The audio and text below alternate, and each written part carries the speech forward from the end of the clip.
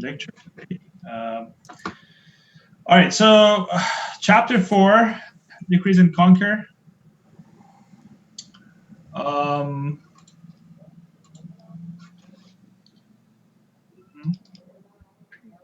right. So you see my slides, right? Yep. Okay, great. So,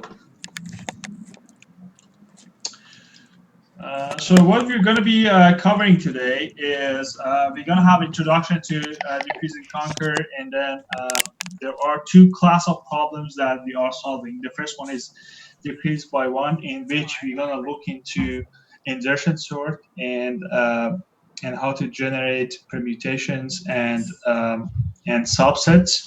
And the second class is decrease by half. And in that, we're going to look into the binary search and the fake coin problem. So the plan here is to reduce a problem. So you're given a problem, and you take that problem, you try to generate a smaller instance of it, and that would be a smaller instance of the same problem, and you try to come up with a solution to that smaller instance. And after that, you try to extend the solution of a smaller set to obtain solution to the original problem, which was a bigger problem. So there are two methods to tackle this. The first one is a recursive approach, and the second one is the iterative approach. Obviously, I've covered this in the past classes. You covered this in your, I would say in your programming classes, that there are two methods when we are trying to solve problems in an iterative way or recursive way.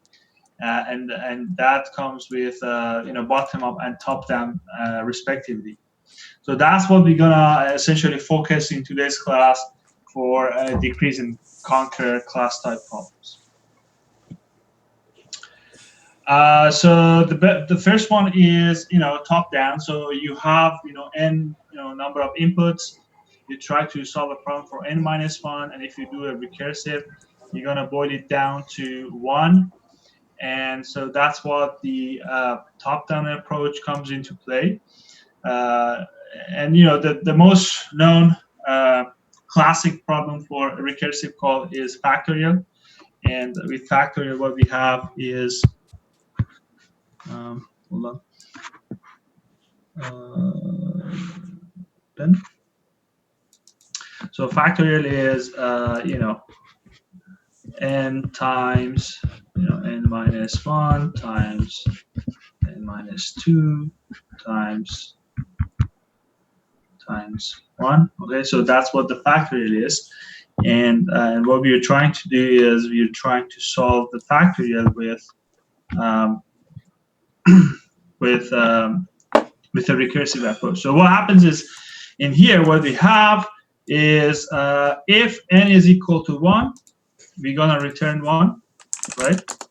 Otherwise, which is the else, we're gonna calculate the multiplication of n times calling the function factorial, but this time we're gonna put n minus 1 into it.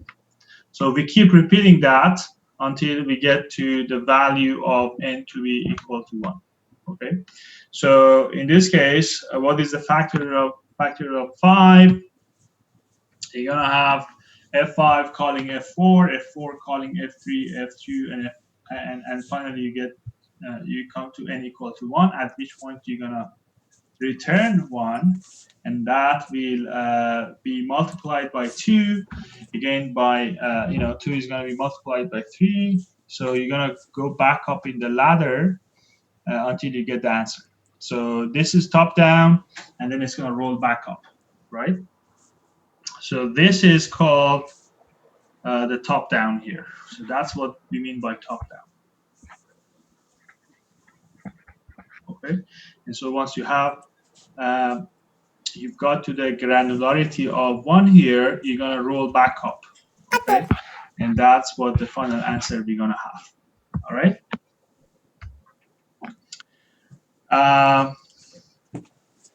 Right, and the other way is iterative. So the way that iterative work is that you start from 1 and you do a for loop and you go back up in that ladder, in that pyramid.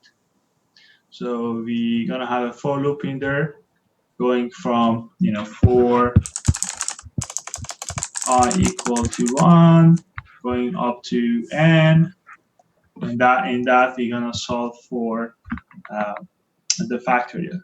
So that would be our iterative approach or the bottom-up approach. So you're gonna have the number of inputs. That's what your input is in here.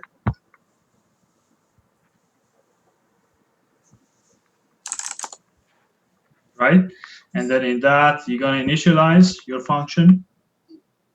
Then you're gonna have a for loop, and you're gonna keep multiplying until you reach the upper bound of your for loop in here. So what's the basic operation here?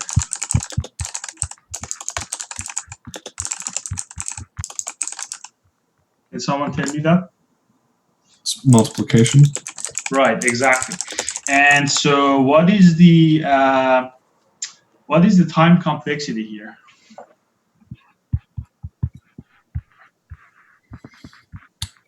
Is it n? Exactly. So we have a sigma for I equal 1 going up to n of 1, and that will deduce n for us. So in big O notation, it's On. Okay.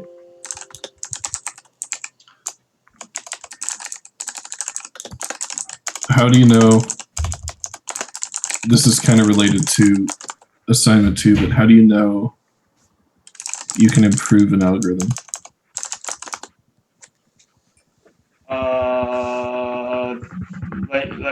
Do you mean particularly for this question or in general? Yeah, I mean, I was thinking more in general, but we could use this as an example. Right. So there is little we can do for this algorithm other than so when it comes to such questions, right?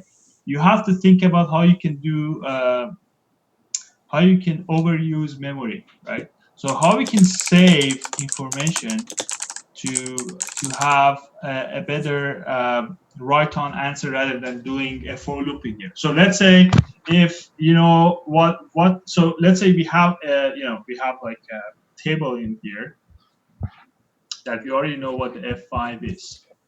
So it's 5 times 4 is 20 times 3 60 is 120, right? So with the lookup table, the O is 1. So if we had the lookup table, we could just look it up, right? But that means we have to buy memory to be able to suggest that answer. Otherwise, there is no other way that I can think of specifically for this algorithm. Okay. So we have to, different discussions, different algorithms, different methods, different problem sets. So you have to be able to play with those and see which one is the best answer that can give. In my opinion, for this simple factorial question, the easiest is to have a lookup table. All right, because On is a linear, and what's the next you can go? You can go to O1, or in between is a logarithmic. I cannot think of a logarithmic approach here unless we have some solutions in the middle. That could be one possible answer. So here, if we do a bottom up, we have to do F1, F2, the results as you're iterating through it. So always the iterative approach is the bottom up approach, and recursion is always the top down approach.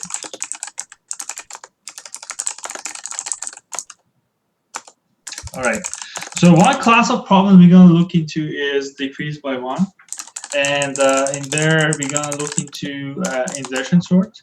So the idea is that you're given a problem set. So you have a big problem set in here, and you are trying to work out a solution for a smaller. So you decrease that number of inputs by 1. That becomes n-1 in here.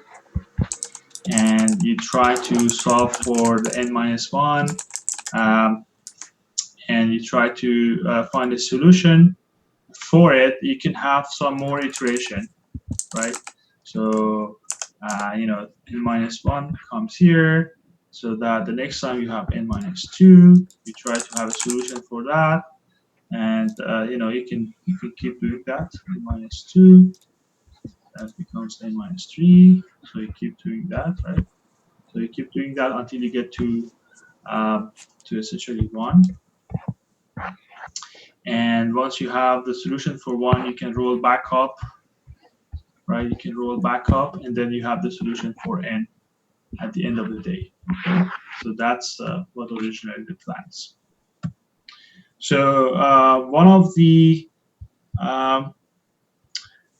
very prominent examples for decrease by 1 class of problems that you know, the book is suggesting and everywhere else is being taught is insertion sort. So in insertion sort, what's happening is you are having an array coming in, right? And we are trying to sort that array. That's the problem. So most of the problems of the world is you would have to sort your object or array or whatever the input is, because once you sort it, you can easily decide on you know, what you're looking for. So if you're looking for I don't know, a string in it, or if you're looking for inputting something in that list of arrays, you can easily do that with a sorted array than an unsorted array. So here with insertion sort, what we have a for loop, right? And so, and you know, I'm just giving an example here. You know, we have, so just to give you an idea, we have a for loop.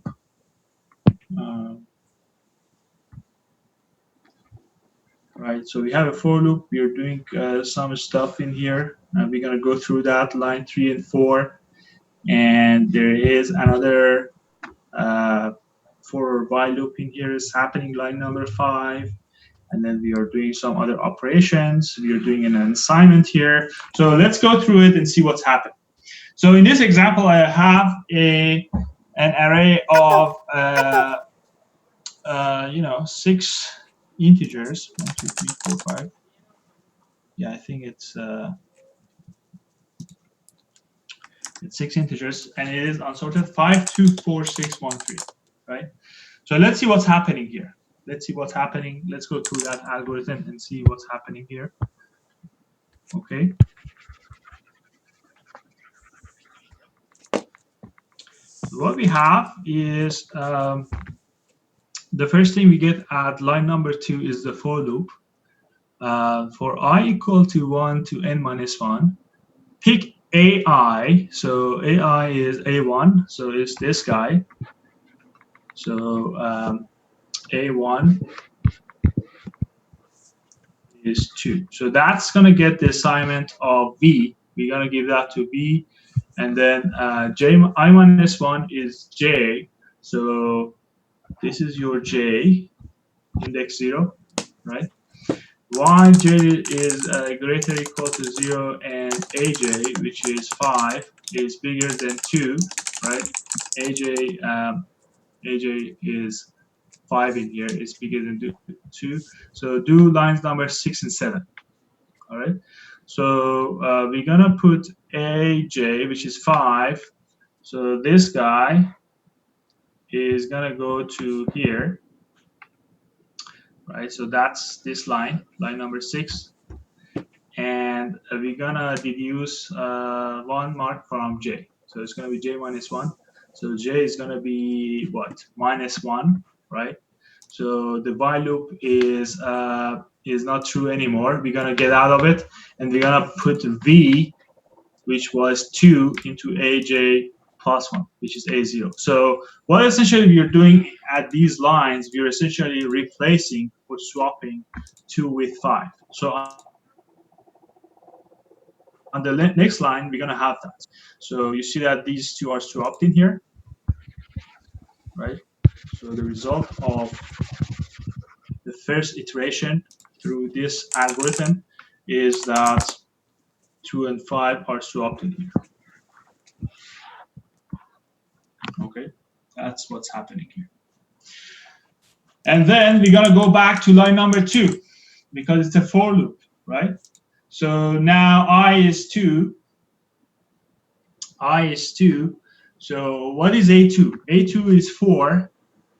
Okay, A2 is 4. So that is my A2. And we're gonna assign it, guess what, to V. So V becomes 4. And we're gonna get into line number 5 again. J is I minus 1, so J is 1, right? So this is where the J is gonna be placed. And so if AJ, which is 5, is bigger than B, it is. 5 is bigger than 4 in here. We're going to get into that while loop, right? So we're going to replace AJ with AJ plus 1. So 5 is going to go to this place, right? And then we're going to reduce 1 mark from J. So J becomes 0, right? Because J was 1, now J is 0. And then we're going to put V into A1, J plus 1, 0 plus 1. So V is 4, and then V is going to go to position index 1. And again, you're going to see that the result of line 6 to 8 is that these two numbers are going to be swapped. Okay. And if you see in that while loop, this is going to be repeated. Okay, this is going to be repeated.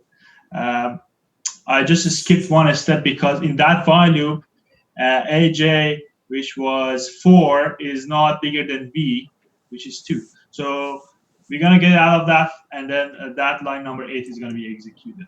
Okay, so if you see the progress, it's going to go again and again doing that. So you see that there's a section on the left side that is sorted, and there is a section on the right side that is not sorted and is being sorted. And as it's being sorted, it goes through that while loop, and it's going to do that swapping in that while loop. Okay, that's essentially the secret sauce in here. What's happening? So let's keep on following the slides in here. So if we keep on doing that, it's going to compare.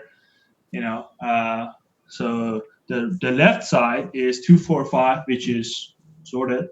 The right side is 613, which is not sorted, and we're gonna meet those unsorted elements in those indexes and see where they fit on the left side, which is the sorted side. So 6 stays there. 1 has to be pushed all the way. So that's what the reordering will happen. 1, 2, 4, 5, 6, and 3 has to find its place between 2 and 4. So if you go through that algorithm, that's the resulting conclusion. Okay. I don't know. Do you guys want me to? Maybe I can. And you should do too, right? I think you guys should be able to, develop this in your favorite language. My favorite language is C. So maybe I can show you. This is just I just do it for once because we need to get a better feeling of how we do things in here. I'm gonna get out of the presentation mode.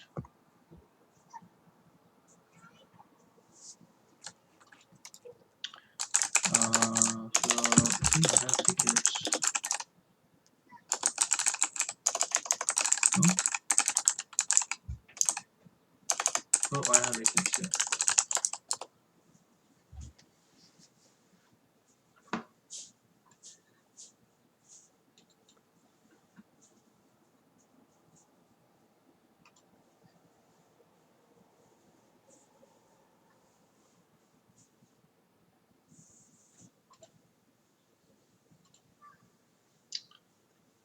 Okay.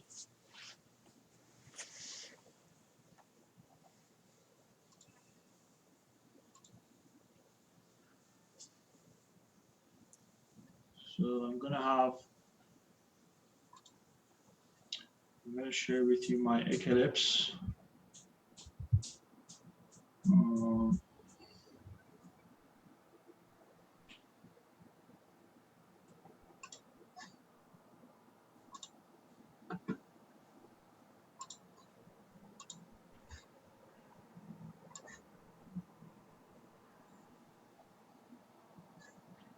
So you guys see my my Eclipse I'm sharing with you. So I don't know if you guys are using Eclipse or not. I'm using C because C is my favorite language and I'm very proficient in it. So I'm gonna create a project. You guys can do whatever you like. You can do Java, you know, Python if you wish. Python. With Python, I think people use JetBeans. JetBeans is the favorite environment that people like to do. So I'm gonna create a new project. Hold on.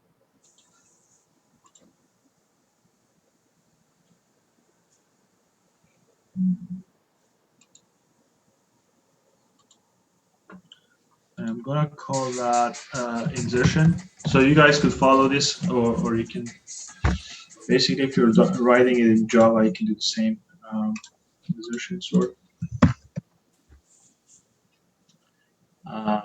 Finish. I'm just gonna run it to make sure it works. So that's my environment. Run as. Oh, I have to build it first. Like, okay, all good. Then run as. Okay, there we go. So what I'm gonna do is I'm gonna create a local function, static,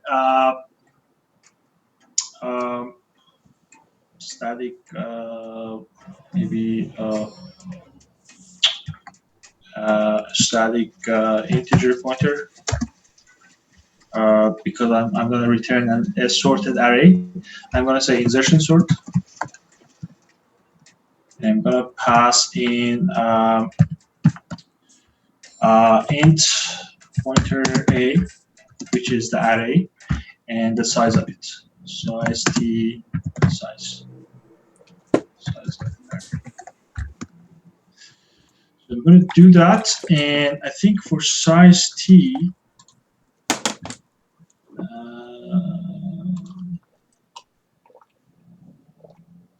right, so we have it typed of what library accepts size t. You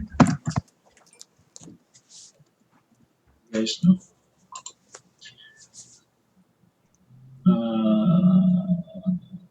So we can use string age, one of these. So I'm going to ask add those.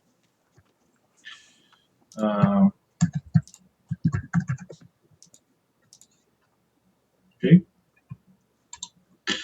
And I have that declaration there. I'm going to say I'm going to use it now. I'm going to go ahead and do the implementation of the insertion sort. So that's that. So this is my printf. This is sample insertion sort implementation, right? And I'm going to have an array int a equal, what was those numbers we had in that set? Is it 5 to,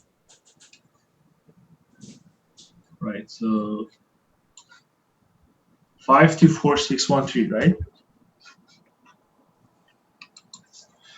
524613. Okay, are you guys following me? I suggest you guys keep writing as I do. You know, we want to get a better feeling of how things are happening.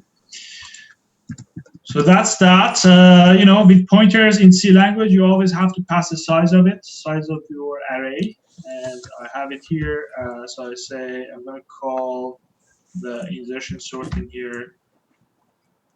So int sorted,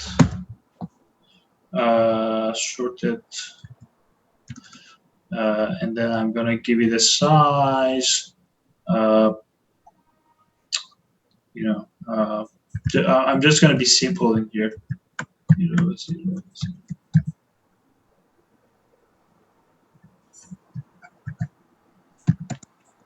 Okay. And then we're gonna say insertion, and then we're gonna pass a, and we're gonna pass numbers. So you usually don't have to have, you don't need to worry about magic numbers. So I'm passing 6 in here. Like if you're in a interview, I mean, you can just say size of A or something like that.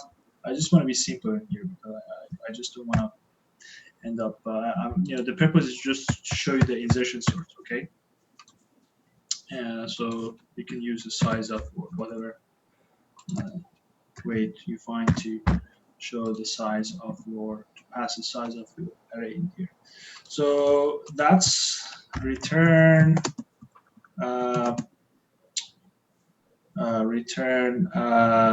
sorted.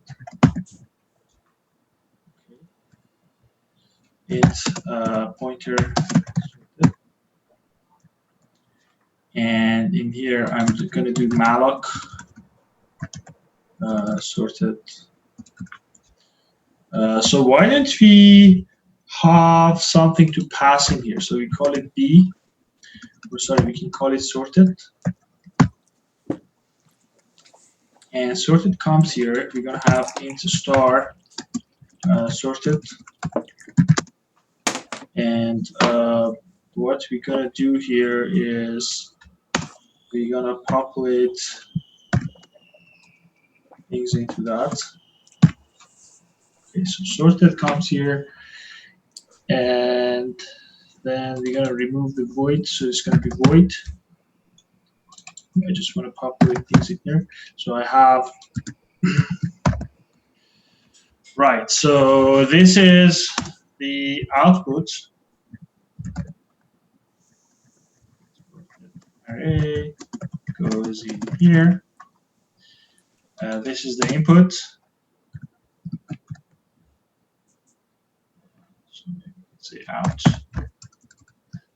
This is the Doxygen notation, like you need to have encode documentation. And the unsorted array comes here. And you pass the size. So this is input.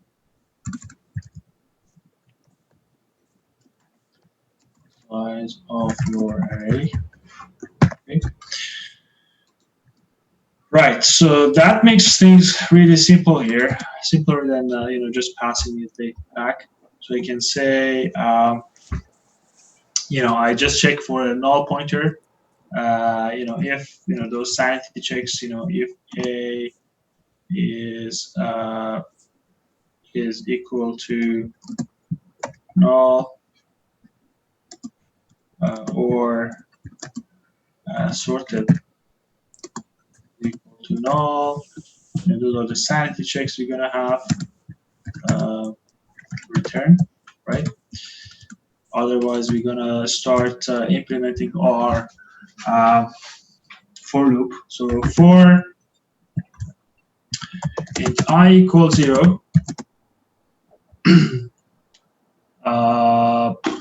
So I equal to 1. So that's how the I is less than n minus 1 to I plus plus. So that's we're doing insertion sorting here, right? So that's a for in here.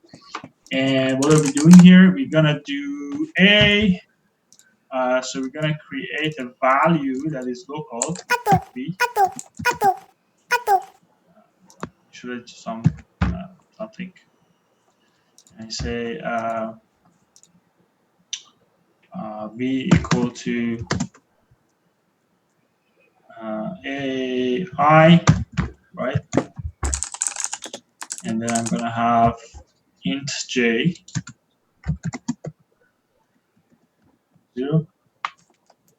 I'm gonna have j equal to I minus 1. I'm just following the insertion sort code in here. I'm just doing the implementation. And nothing fancy. Void, j is bigger or equal to 0, and a j is bigger than b, okay, we're gonna have a j plus 1 gets the value of aj, right? And then j is equal to j minus 1.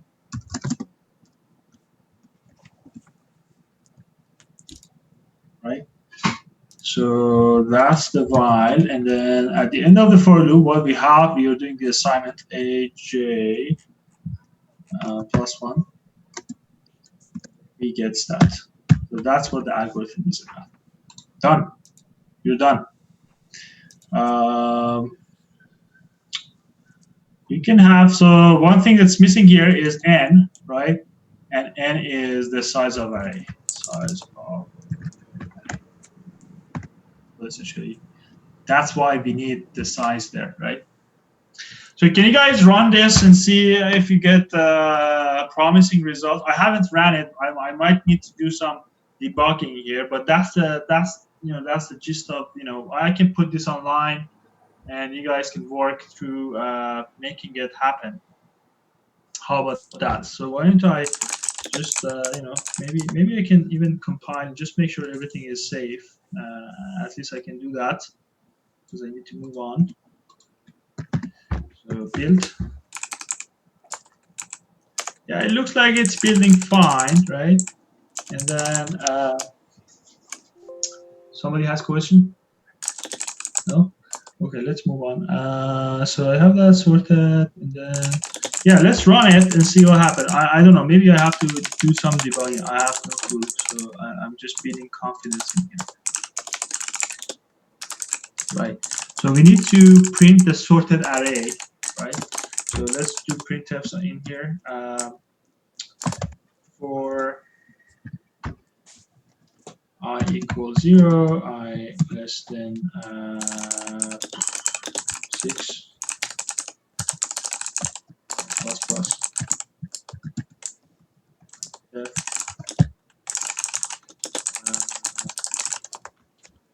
Right. So we're gonna have something like this printf sorted array now is okay. Just walking through the code, and what I'm gonna do, I'm gonna print those indexes, or maybe not. I just wanna print with the comma spliced. So I just do sorted I.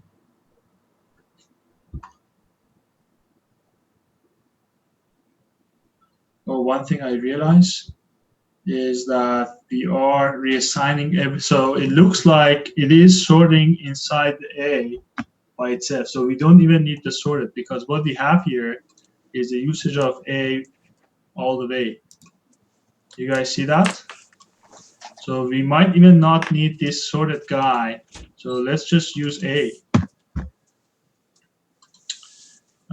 So this is going to be %d, comma. Okay. So let's run it.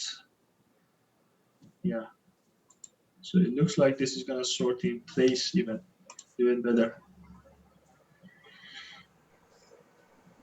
Right. Perhaps I'm missing something in here. J plus 1.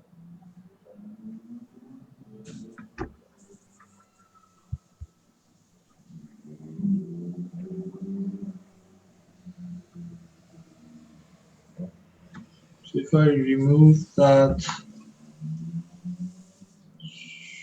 sorted,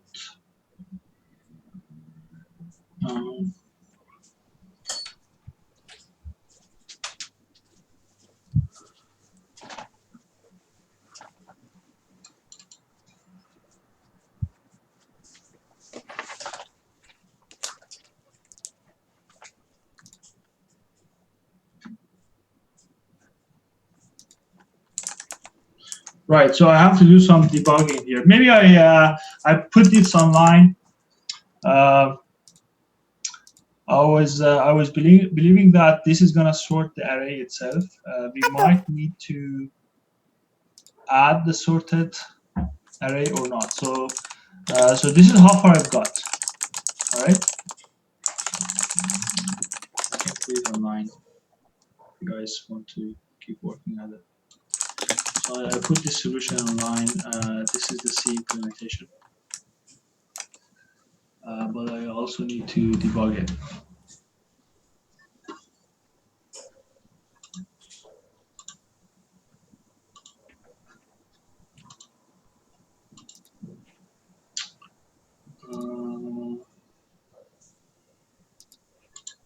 Chat. I can create in chat. Okay. Are there any questions so far? So what we have to figure out in this algorithm is once we have the pointer A coming into that function, the question is why it is not sorting it. That's a problem I have to figure out, and I will put that answer in the. I might just go ahead and put it in your Slack channel. All right. Okay. So that's with the insertion sort. I just wanted to give you a feeling of how things could run. There might be easier implementation with Java or Python even, because in Java and Python you will have to deal with the pointers.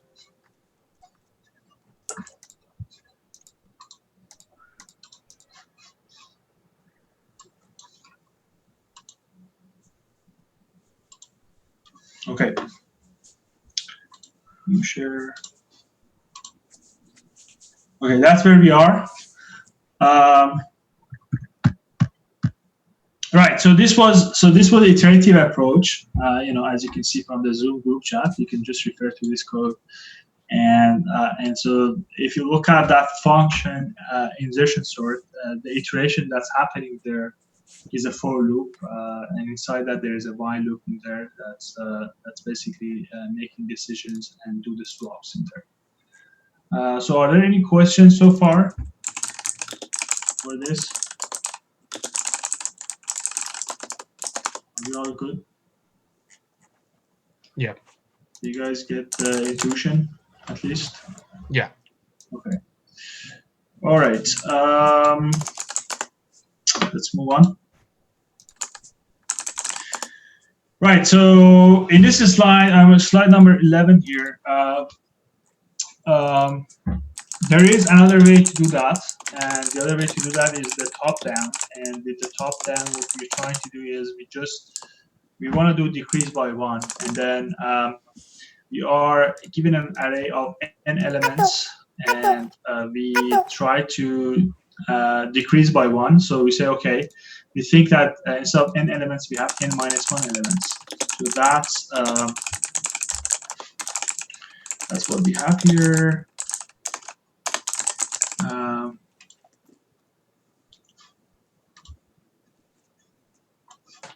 So that's what we have. You guys see my my handwriting here. I'm just writing something. You guys see that? And so what I'm trying to do, I just do instead of, so these are n elements, right? I don't think we see anything. I'm not seeing the hand. Okay, hold on. New share. Stop share. New share. I think you should see it now. So I have n elements here, right? And then I am just, decrease by 1. So that becomes n minus 1 number of elements. And I'm trying to write here. Oh, there we go. You guys see that? Okay. So I have n minus 1 elements here. And so I keep decreasing it until I get to 1. And that's, again, the recursive approach. So you see that in the bottom array, I have n elements, right? So I have n elements in here. and I reduce the problem to n-1, and I keep doing that in that pyramid until I go to 1. So that's with the recursive, and so that should be the algorithm for insertion sort if you're doing top-down. So if we go back to our Eclipse, at least we can get the implementation right, and then we can debug it afterwards. I'm gonna do a new share.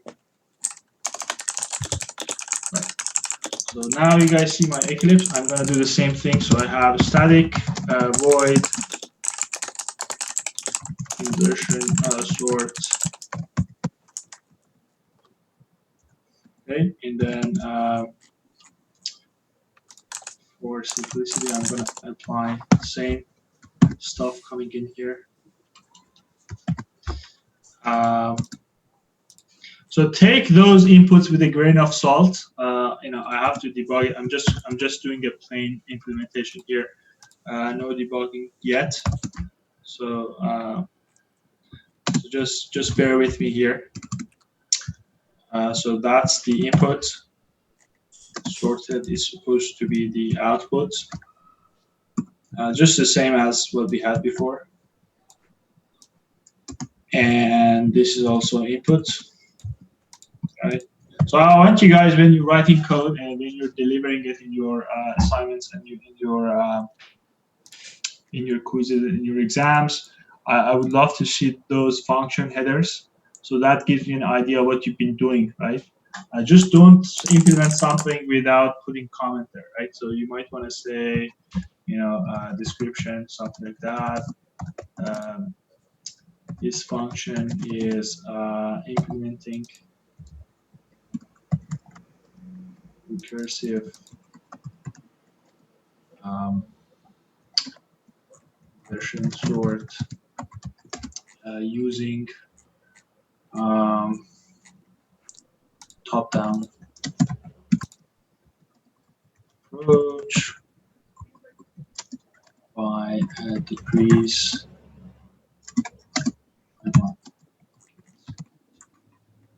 technique.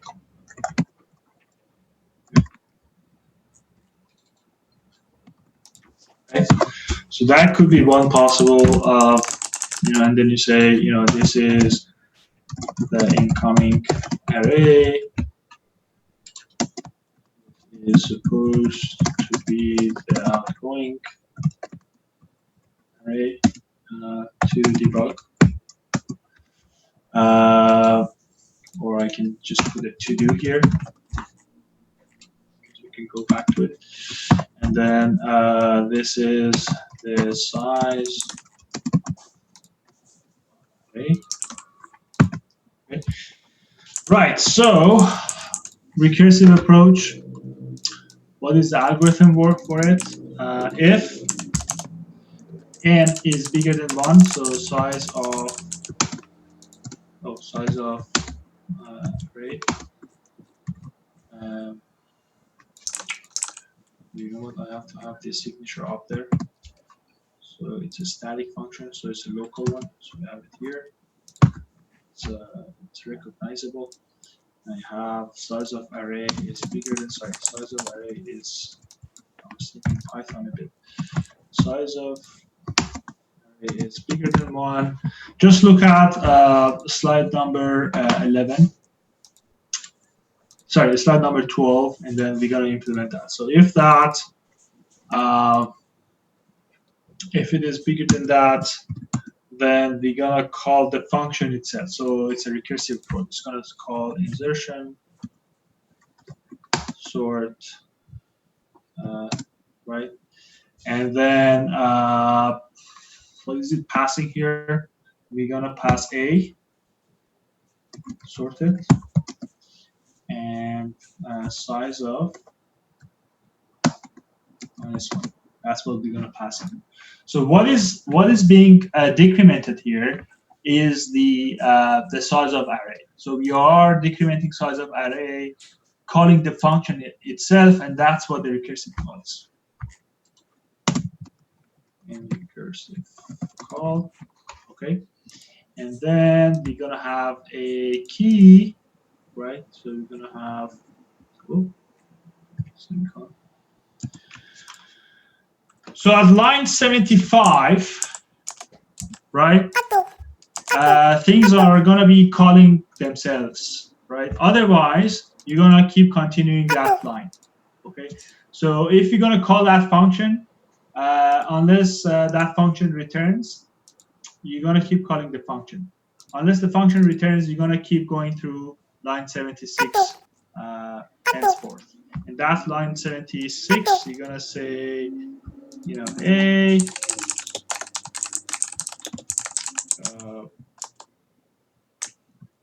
size of array -1, right? And then you're gonna have key, int key 0. Okay. I think we need to have int size t size local equals. We're gonna have that initialization, and then we're gonna use this guy throughout our algorithm. We don't want to change the size of array here. Okay, we want to keep things localized.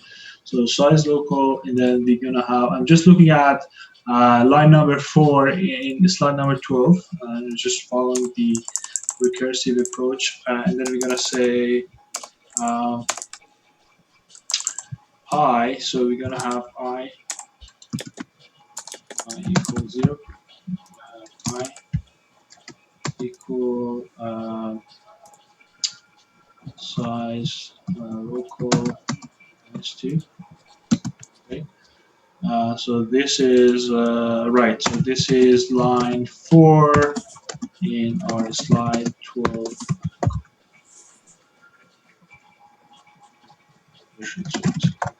Okay. And now we get to the while loop.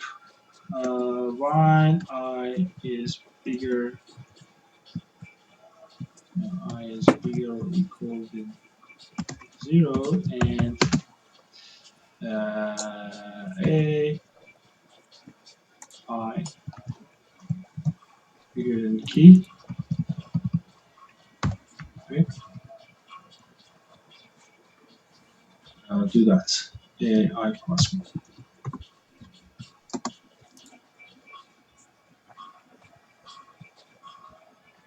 Then I have I reassigned -, right? So that's line number 7. So this is line number 7. Slide 12 for inversions. Good enough. So then we have a I plus 1 was key. That should be it.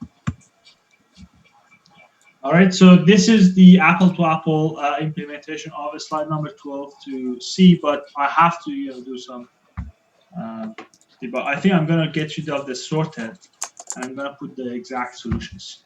I'm just going to copy paste here just for you guys if you are interested in making it complete. Since you are super interested in what you've been doing, can wait to have the final answer, and you are diligent in work it out to finish. Okay, I just posted that to your Zoom chat. All right, are there any questions here? So what is the basic operation here? Does anyone know? What line is the basic operation? Is it the comparison on line 81? Right. So we had this discussion last week that let's not think about the for loops and while loops. So I think we wanna. I mean, I would accept if you give that answer, but in my opinion, for this course, let's stress on line number 83. So line number 83, that assignment would be the basic operation. Although I could have done this too, right? I could have done something like this. If A I bigger than P, that, then line number 83 would have become, right? So now line number 83, that comparison is the basic operation, because that is the most thing that's being called, right? That is the most thing that's being called. What is the big O notation here?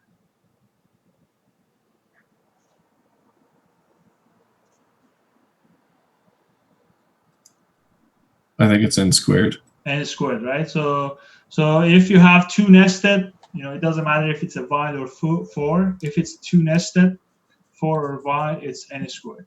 Right on. Even you don't have to think about it. If it was three nested, it was n cubed, right? So those are things that we can easily, quickly go through and say. We did this in last class, right? I hope that you guys have taken some notes in there. Okay, let's go back to our slides. Let's share. All right, already. So this is what's happening. I just did it in -1, and it keeps incrementing like that. So the recursive approach is that you boil it down to one element, and in that one element, so once you get here, you are essentially meeting this constraint here. And once you get to this stage, you're gonna go and continue the rest, right? So you get to one element, and then you add, and then you do this comparison here. You make that correct, and then you add the third one. You make this correct now, so it becomes 2, 4, 5. Then you add 1. Then you have to reorder the new element that's coming between 2, 4, 5. It stays there. And then you keep doing that, +1. Right, so this guy has to come to the back. It's done. That's essentially what this algorithm is doing. Right. So again, the left side is a sorted, and the right side is for the new additions, and you keep inputting that to the location of the sorted section. So 3 here is the new guy, and you have to put it here, and that's what this algorithm is doing. This algorithm is putting it in the right place. Okay, so at the end of the day, you have a sorted array. Okay, so that's for the insertion algorithm, or insertion sort. I would like to stop in here and just give a pause. Maybe I'm just talking for more than 50 minutes now. I get some airtime. Maybe we can come back at 7:15. Okay, so let's come back at 7:15. Thank you.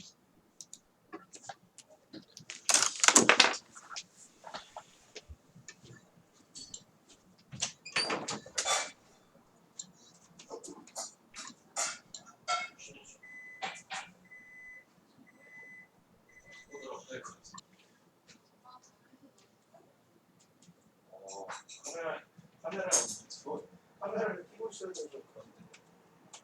얼마나 걸려? 야, 엄마 카톡을 해줘. 내가 나와서 카메라 끄고 나와서. 마스크 다 왔대, PK니까. 오늘 밤에 받아오고 엄마가 아침부터 내일 혹시 할까?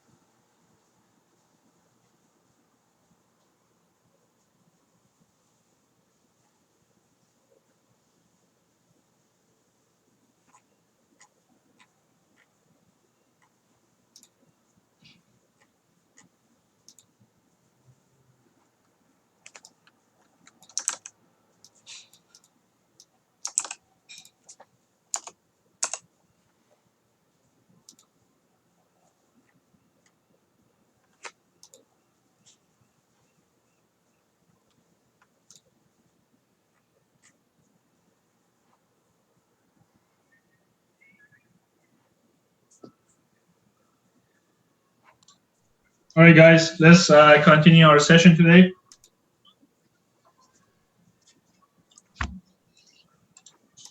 I know that a few of you had questions about the attendance, and I think for this class, you can miss 2 classes without any excuse or reason. So feel free to miss or use that coupon. You can miss 2 classes, but after 2 classes, if you want to miss more, I mean, you can miss 2 classes without any reason. You don't have to provide me with any reason. You know, you're sick or you were camping or whatever, and then after 2 classes, then you would have to bring some concrete reasons for why you're not making up your classes. Okay, so up to 2 classes is okay without even telling.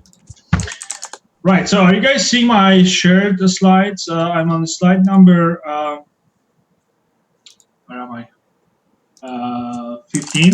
Right. So what we've covered is for decrease by 1, and I was talking about the insertion sort. I'm gonna put up the exact code in C. I try to implement it in Java and Python too, if possible, and then put that up just for the practices. So the next topic here for decrease by 1 is how we generate the permutations and how the algorithm of it looks like. Obviously, I'm not going to implement that, but let's just go over it. So with permutations, we talked about this in first class when I was covering the math, discrete math preparation there.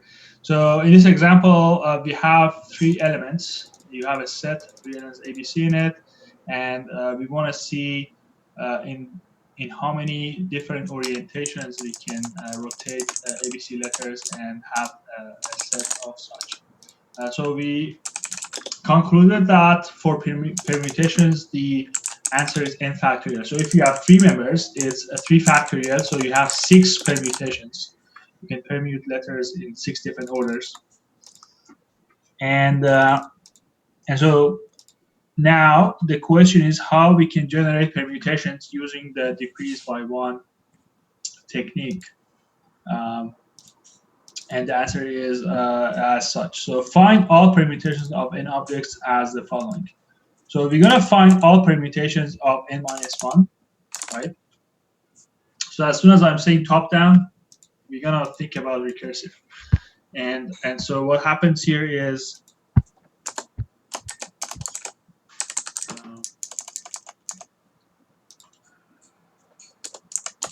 right, so it's n minus 1, so I have n minus 1. I'm going to think about permutation of n minus 2. So I'm going to keep doing that until I get to 1, and I go backward.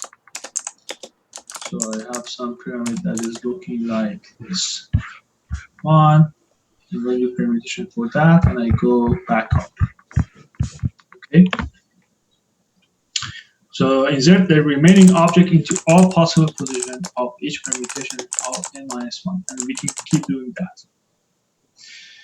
So to find all permutations of 3 objects, ABC, find all permutations for 2 objects, say BC. So the permutation BC for BC is 2, right?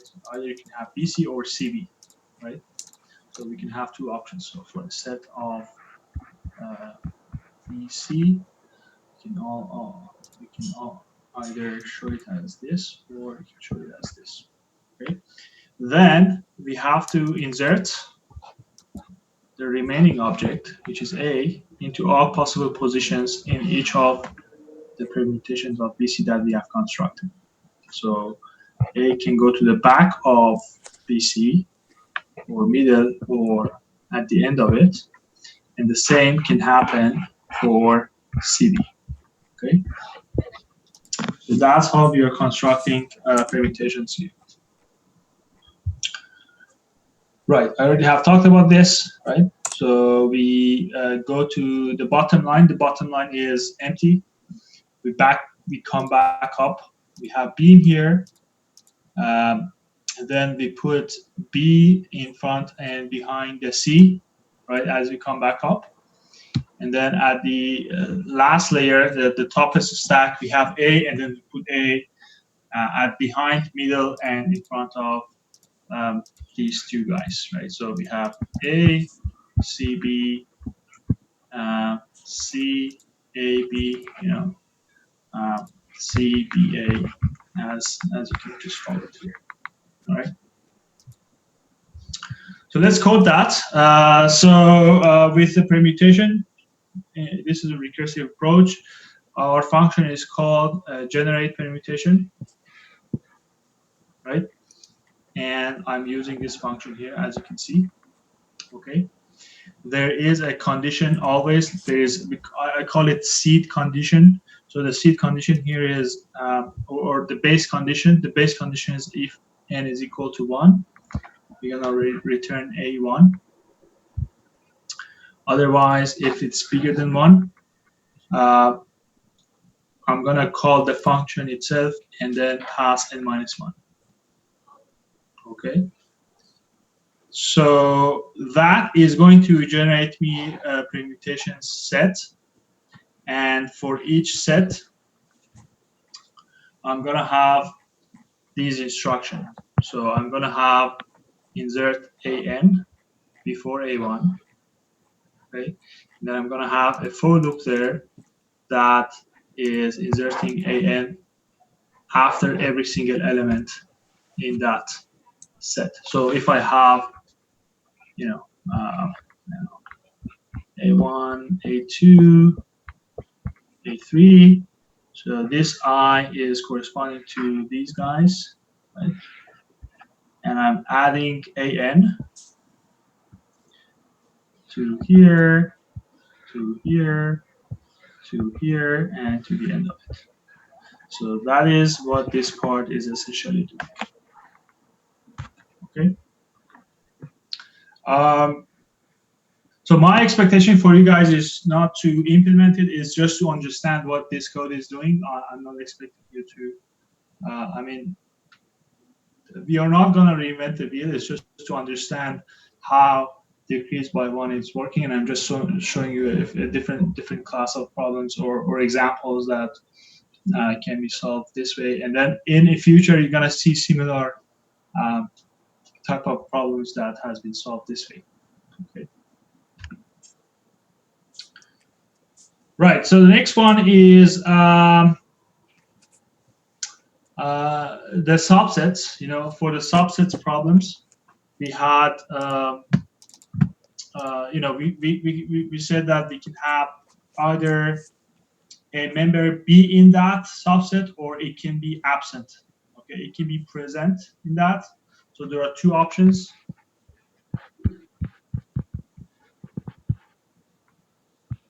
For every member, right? So it can be 1 or 0. So 1 meaning that it is present, or 0 means that it is absent. Okay. And so if you have 3 members here, right? So we have 3 members here, and each of those members can have 2 options. So we're gonna have 2 times 2 times 2. Okay, so we're gonna have 2 to the 3 or 8 options for generating a subset of a set ABC. Right. So the first one is a set can be a subset of itself, and the simplest one is the empty set. So those are the 2 main ones, and the rest are the single ones and the double ones. Okay, so that will be 8 number of subsets for a set that has 3 members in it. To find all subsets, so let's say we have an object in that, we find again, we're doing recursive here, find all subsets of n-1, and then for each subset, copy it and then insert the remaining object to the subset. So in this example here, again, we are doing a top-down, and we are reducing things to the empty set. And then once we are here, we come back up and then copy things from the previous level. So from the level 1, or I don't know, we can call this level 0, we copy things here. And then we do, at this level, we do the subsets of this level. Then the subsets of this level is only 1, and it's itself. So we copy that here. And then we're going to copy this level 1 to level 2. So we have these two. And then we're going to find the subset of B and C, right? So for B and C, the subsets are B, C. We already have B. We're going to add C. And we're going to add BC. Then we're going to copy this again. We're going to take it to the next level, which is level 3. Okay. So we're going to copy things, building on top of it, adding the subsets that we find at each level. And that's going to conclude our final number of subsets that we have for that 3-member set. Again, we have a function that is subsets if n is equal to 0. So that's the baseline. That's the baseline we have. We're going to return that empty set. And then if n is bigger than 0, we're going to call the function itself. That's going to give a collection of subsets. And then for each subset S, so we're going to iterate through the subsets, and we're going to have a subset instance called S. We're going to clone it. We're going to copy that. And then we're going to insert AN to S. Okay, and we're going to do that for every single subset in that for loop. So this is going to give us, again, a top-down approach for generating subsets.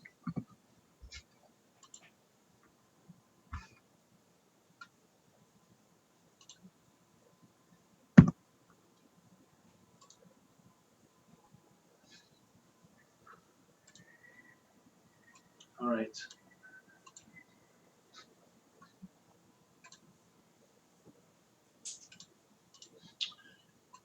Are there any questions so far? I think you guys want to fix the wording on slide number 24 and 25. It's not permutations, it is subsets. So please fix that. I'm just fixing it.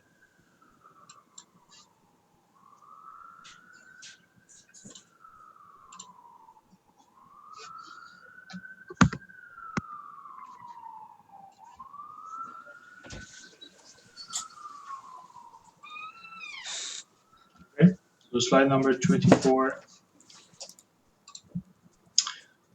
Slide number 24 and 25 is about subsets. Let's fix those. It's generating subsets, not permutations. I'm talking about the title.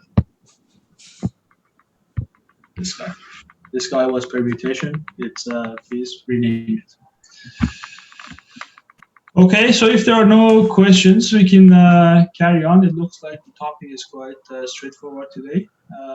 So the next topic and the last topic of the day is decrease by half.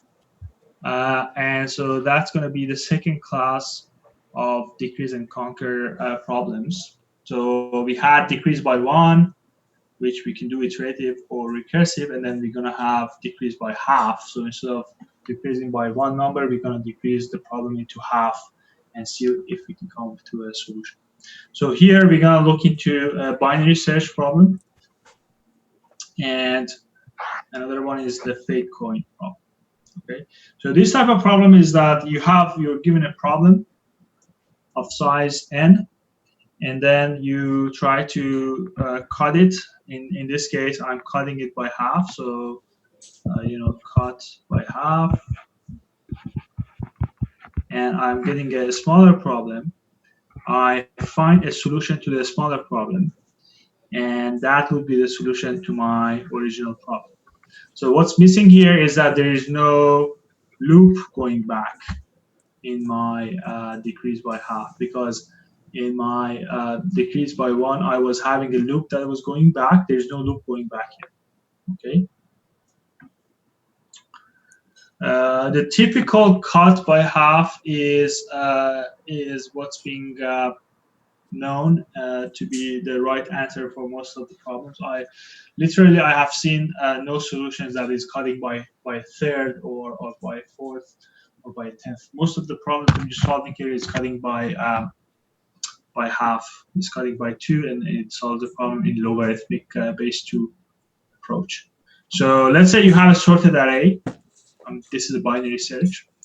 You have a sorted array, and you're looking for a key value 7 in a sorted array. Okay, your array includes 7 elements in it: 3, 6, 7, 11, 32, 33, and 53. And what you want to do is, because you know that this is a sorted array, you can go to the middle of it and compare your key with this guy and see if you have to search on the left side or would you have to search on the right side. So that's the secret sauce in here. The secret sauce is that you go to the middle, you compare your key, and see, okay, 11 is bigger than 7. So my number, because this is a sorted array, my number should be to the left of this array. So I am going to dispose the right side right away. Okay, half of the problem is gone. Okay. And then I'm going to keep doing that again. That's the beauty, because it's a sorted array, right? So I have a remaining array with 3 members only. I'm going to go to the middle of it. And I have a new array. I'm going to go to the middle of it. I'm going to compare my key with that. I'm going to say, oh, 7 is bigger than 6, obviously. So I'm going to discard the left side, and I'm going to keep this. So the only element that is left with you is 7, which is equal to your key. And bingo, you have the solution. Okay, so here, instead of going single by single elements, because you have a sorted array, you have a better approach, better solution, better mindset in coming up with a solution in only 3 steps. Otherwise, if you had to look at every element in this array, it would have taken 7 steps, right? Okay. Right. So we throw away half of the input each time. That's the key note in there. Okay. So let's go for a bigger one and see if we can sort this out. So I have a function that is called binary search, right? And part of my assumption is that for searching, so for class of problems that you have to do searching, right? So let's say you're giving a gigantic array. So the approach is that you sort it first. Sort your array first. Then use, binary search to find your key. So this is what you're doing here, and this part is what you're assuming. Okay. In practice, if you're having projects that you need to find or look for something in an array, the piece of advice is to sort that array first, and that will save you life logarithmically, and then you can apply binary search to find your key in there. Okay, that's the approach you should be taking there. So in this example here, we have an array called A, and it is sorted, and we are trying to look for key 90. Okay, so our function is called binary search. We have an array A in here. The key is K, and we have the pointers to the indexes of this array that you're looking for. Okay, so right now the index is clean. Between 0 to 20, our key is 90. The array is A in here, right? So we're going to compare 90 to the middle of this, right? So what is the middle? 0 plus 20 divided by 2. So the middle index is 10. Okay. So we're going to compare it to this guy here. So 90 is bigger than obviously 47. So I have to ignore the left side. The left side is all gone, right? So with the new binary search, I'm going to call the binary search itself, right? And this time, all I have to pass in here is new indexes. So I'm going to pass index 11, and the end of it is 20. Obviously, I'm looking for the same key in the same array. Okay. What should you do? 20 minus 11. 20 minus 11 divided by 2. I think you have the option to do floor or ceiling. I think we're doing the floor here. So 20 minus 11 is 9. Divided by 2 is 4. 4 point something. And then we get the floor of it. So it becomes 4. So we say 11 plus 4. We look at index 15. It's this guy here. And then we decide if if 90 is bigger than 81, the answer is yes.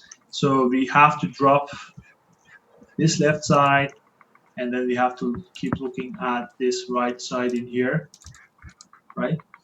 So let's continue on this path.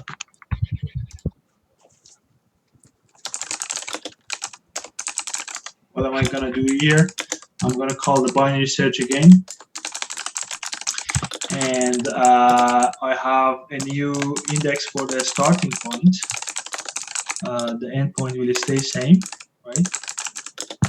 So I have 16 comes here, 20 stays as is. I'm looking for the same key, same array, and 20 minus 16 divided by 2 is 2. So say 16 plus 2 is 18. Look at index 18 in here, right?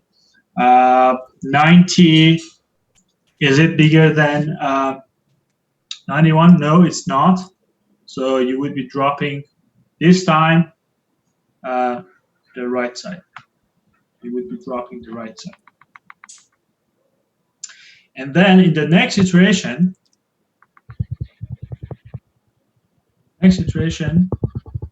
we have a new index for the endpoint. Okay.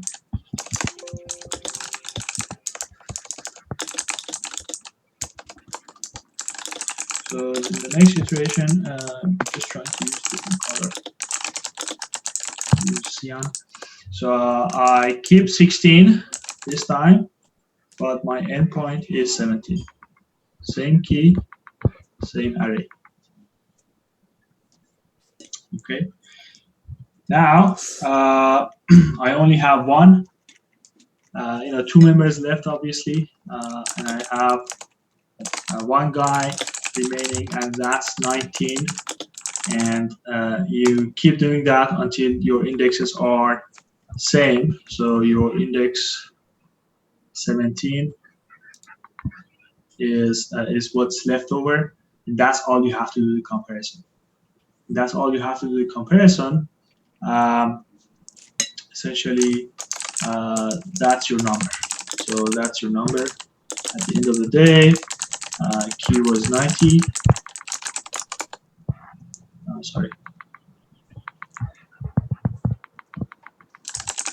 was 90, and your A17 is 90. You got your answer there. Okay.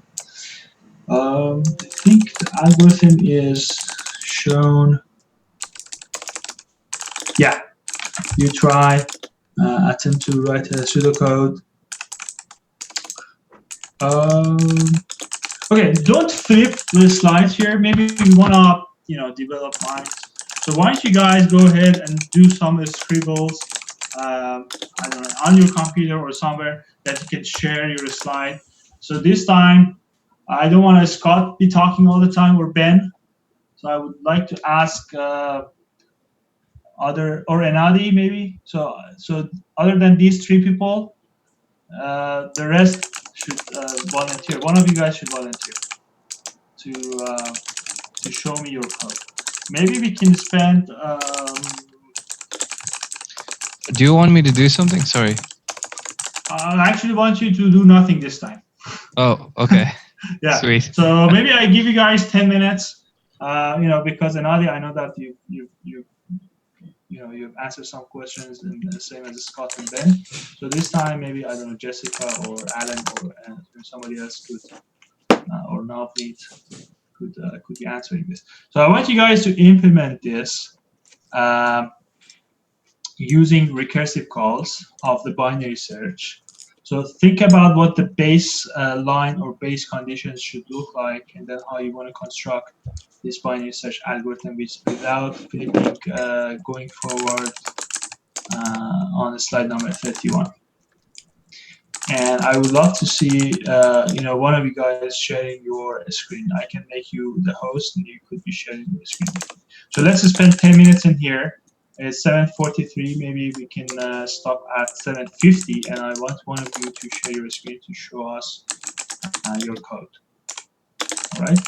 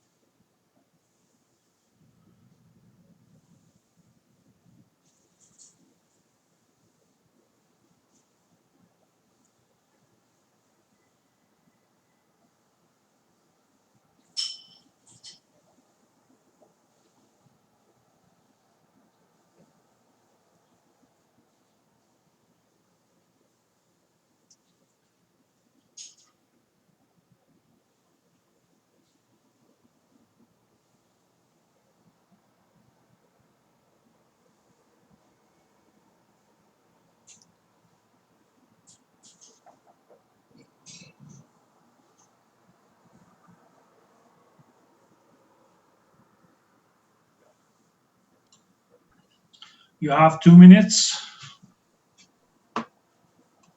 I'm gonna just randomly ask one of you to share your screen, perhaps, to show us what you've done. Maybe we can work it through together.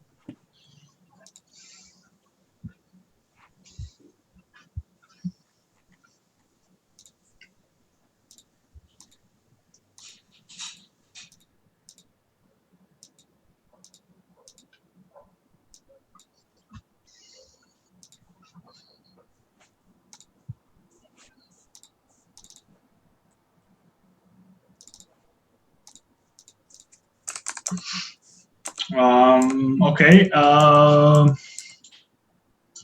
Bob, do you want to share your screen? I'm still working on it. I'm like in the middle of it. Give me Right. give me a second. Okay. I can give you maybe 2 more minutes. I mean, it's okay if it's not complete. At least you can give us an idea of how how the sequence is going to look like. Oh, okay, cool. I'm not looking for a complete answer. So I'm just make you the host. You can accept it and share your screen with us, so the entire class can see that. Okay, give me a second. I'm just gonna do this real quick. Okay, so wait. Oh, sorry. I have the thing minimized. So Oh, there we go. Something is happening here. okay. Okay, I can see that now. So like we have the array and the value we want to find, and then we have the lower bound and the high bound as the parameter. Mm-hmm. So like if the lower bound is like larger than the high bound, large, like bigger bound, how do I say it? Like a larger bound, then the middle must be the middle point. We call it the pivot. Must be like the low plus high divided by 2. So that's how you get the pivot if the input of the lower bound and the upper bound is like kind of like you're inverted. kind of resetting the midpoint. Yeah, you need to reset the Okay. midpoint if it's like sure. Yeah. That's like correcting the code. Yeah, sure. Yeah, because I think I was just working on this part. This That's part was fine. like the part I did not like understand how I need to do until Yeah. you called me up. So I'm sorry about That's it. okay. Okay. Okay. Keep on. So now when you go to the second one, where's the when you go to the middle point, you find that value and compare it if it's like larger than the value. So you go to is it the left? I think it's the left, right? Mm-hmm. You go to the left side and then you call the function again and it's check and then determine the new middle point there. And then you put the how do you put the value here? I kind of missing the steps here. Right. So you want to play. You keep on passing the value and array A. That's correct. What you are missing there is with the low and the mid there. So you want to. When your value is less, you want to say, I want to start from a start to mid minus 1. But when your value is bigger than the middle, you want to say, okay, I want to just check the right side. I want to drop the left side. I want to just check the right side. So that's going to be middle plus 1 to the end. right? Oh, middle plus That's one. Okay. yeah, exactly. So I think you're almost maybe 70% correct. I think sorry I interrupted you. I need to keep on going, and then I've maybe given you another 5 to 10 minutes. You should have the answer. So for the if for this the last part here, is it like -1 because you want to move it to the left or move to the right again? So if the value is bigger than the midpoint, right? Uh-huh. So that means that your key is on the right side. I mean, we have a sorted array, right? So your value is bigger than the midpoint. That means that your value will be in some bigger parts, which is the right side of your array. So you're gonna say mid plus 1 to the Also end. Yeah. mid plus 1 also, okay. Yeah. Okay. And then the upper one is low, or sorry, the starting point. So if your value is less, you are on the right side. So you want to be from the start to mid minus 1, right? So your first return binary search is start to mid minus 1. Your last one is mid plus 1 to end. Also moving it to the right.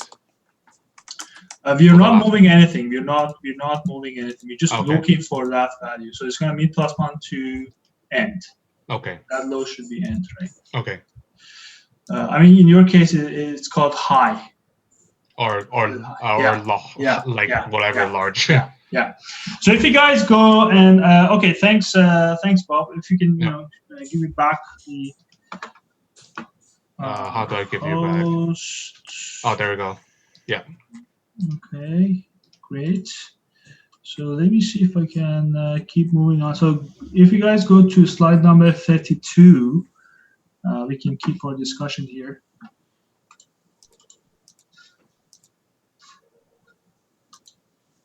Stop, and then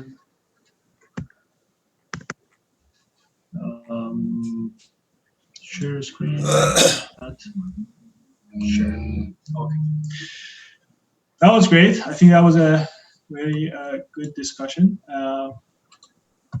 So what we have here is what exactly Bob was explaining, right? So we have if your input, the end index is smaller than the starting, there is no sense there, right? So you want to return not found, obviously. And at the same time, you are doing the calculation of the floor. Let me see, right here.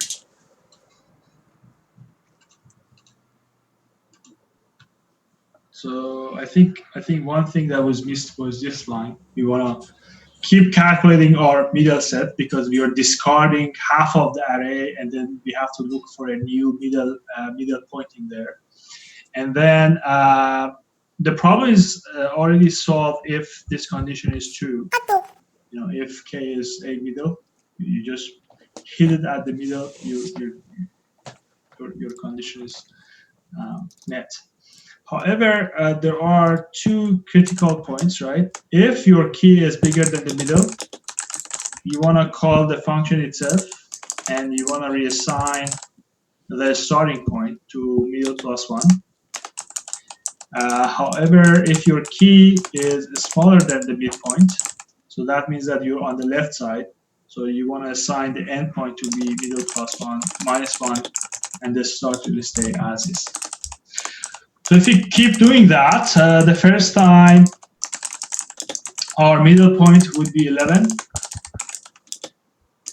and we're gonna compare k, which is 7 in this example, right?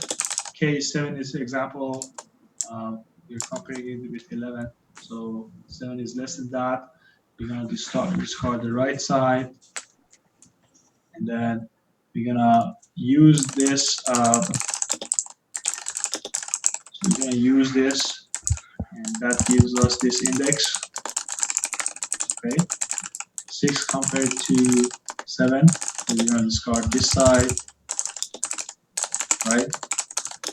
And then at the end of the day, we only have one member left.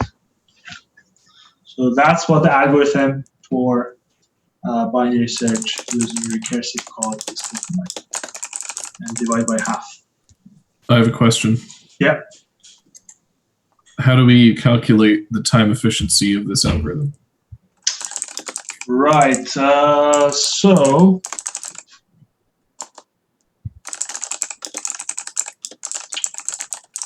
what's happening here? Well, it's cutting. I mean, it's cutting everything down by half. Exactly. You're cutting by half. So as soon as you're cutting things by half, we are taking a logarithmic approach. So this is going to be log n base 2. So it's O log n. Okay.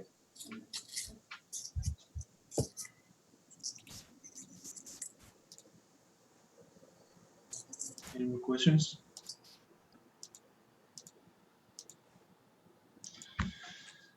All right. So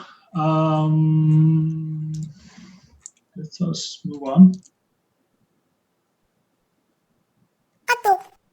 Yeah, I think we kind of jumped ahead because I'm answering your question on slide number 34.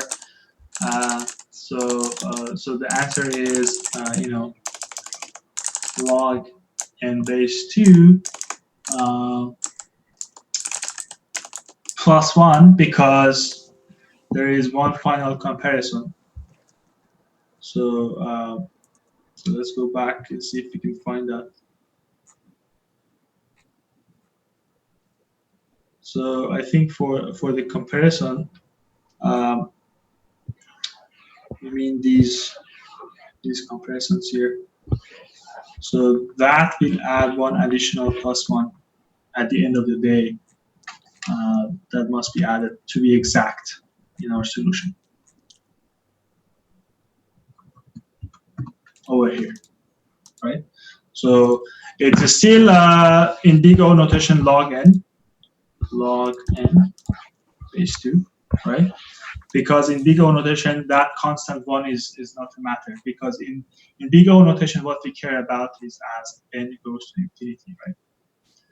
So I'm not seeing. I'm sorry. I'm not seeing. Keep in mind, I haven't done like logarithms in like a decade. right. Which so is part of the problem, let's look at slide number 34 for a second, right? We have n items, right? And on the first comparison, you are cutting it by half. So your population is divided by 2. And so that's the first comparison. Then the next comparison on the second trial, that half is also cut by half as well. So you're going to have half of the half. The formula for that is logarithm, because the way they come up is, okay, so if you have like n items, and then so if you have n, let me see, we can do that. You guys see my black screen? Yeah. So if you have 8, 1, 2, 3, 4, 5, 6, 7, right? So we have 8 items. We're just cutting by half. So 1, 2, 3, 4. Let's just cut it by half. 1, 2, 3, 4. Sorry.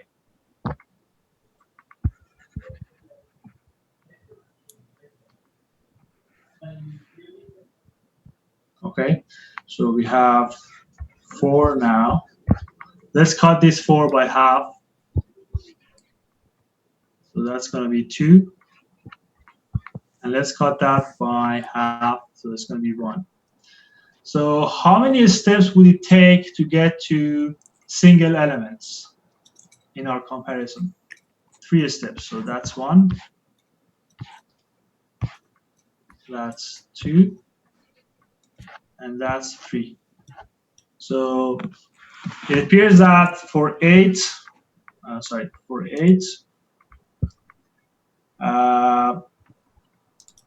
if n is 8, then there must be some formula here that will give us the number of steps, that is 3.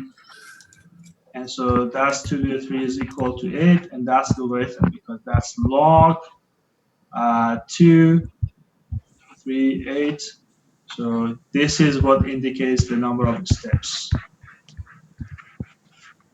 So Yeah. it takes 3 execution time or 3 steps to basically get an answer for this problem if you have 8 inputs. Yeah, So I this totally is- understand. Yeah. Thank you. Thank you. I get it.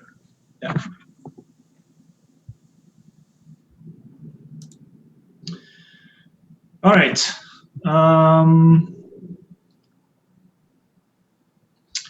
Right. So one remark I just want to point out here is that if you guys can get to an algorithm that has logarithmic approach to solving problems, or if it can give you solutions in logarithmic approach, it's quite fast. So in this example, we have 1 million inputs, right? So your n here is 10 to the 6. So log 2 10 to the 6. What is the answer? The answer is 20. It's quite fast. For 1 million inputs, it only takes 20 steps to solve a binary search. So it's quite fast.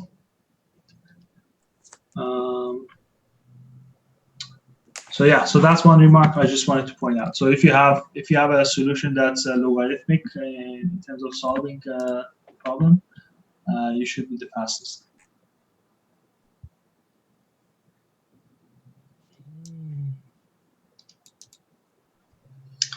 All right, so I just want to give a pause here. Maybe we can take a breath for 10 minutes. We can come back at 8:15. And the last thing I want to discuss is the fake coin problem. And I have 2 follow-up exercises that we can practice afterwards, and then I send you home in your pajamas after that. So let's come back at 8:15 to continue our discussion. Okay, thank you.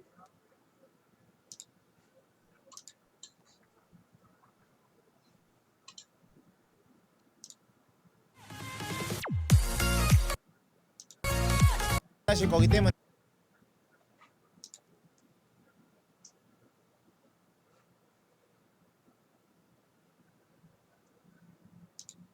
안녕하세요 유튜브 시청자 여러분, 스컬킹TV의 스컬킹입니다.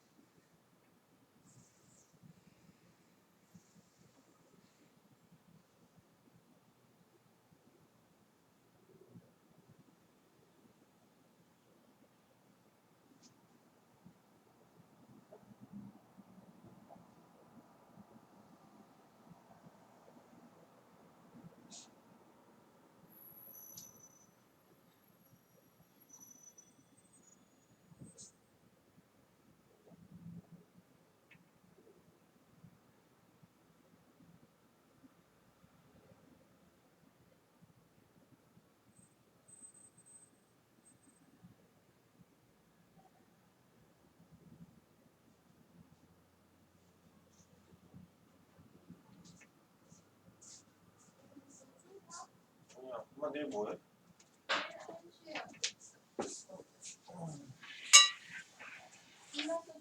어? 아니 지금 쉬는 시간.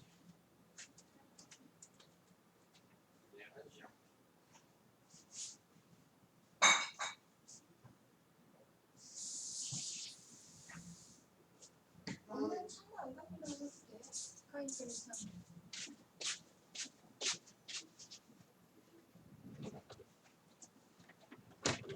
타져 있는 거 아니지? 맞아. 핫도그 남았다. 맛있지? 아, 그 그럼. 목줄 살.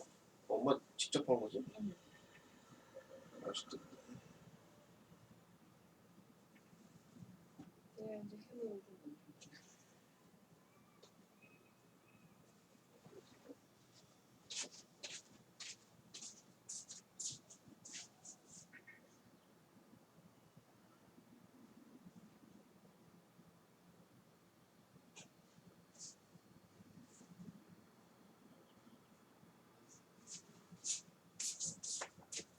저 바이탈리티 티 엄마가 저기다 돌렸다. 어떤 쪽이야? 아 그건 그쪽에 돌려도 될 것 같은데? 아닌가? 근데 스판이라서 그러니까 줄었어? 왜 스판이야? 아 좀 타이트했죠. 원래도 타이트했잖아. 어. 좀 타이트할 것 같은데? 근데 그 원래 스판은 늘어나나? 스판이도 좋지. 아니 그러니까 내 말은 입으면 늘어나나? 그냥 좀 이렇게 빵빵하지 항상.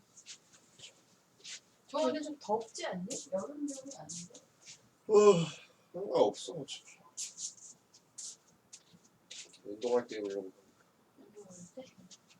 왜 추울 때 입는 거?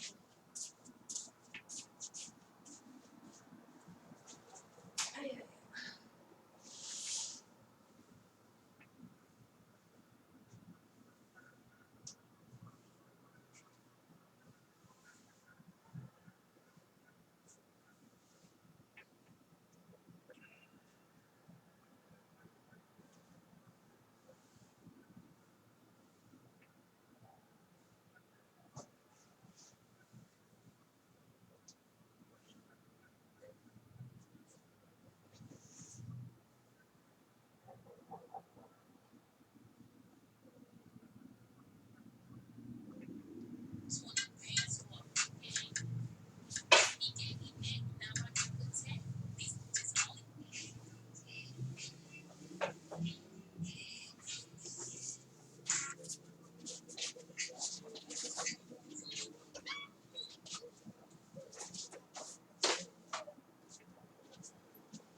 아 빨리 팔고 싶다.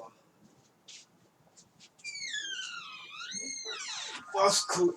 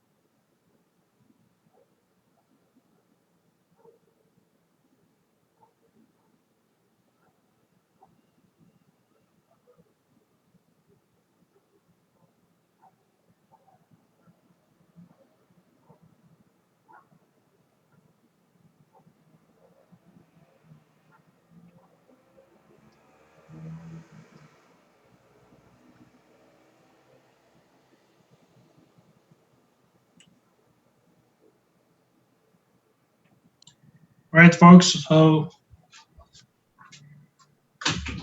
let's finish up with our last hour today. And I think the last hour is actually quicker than that.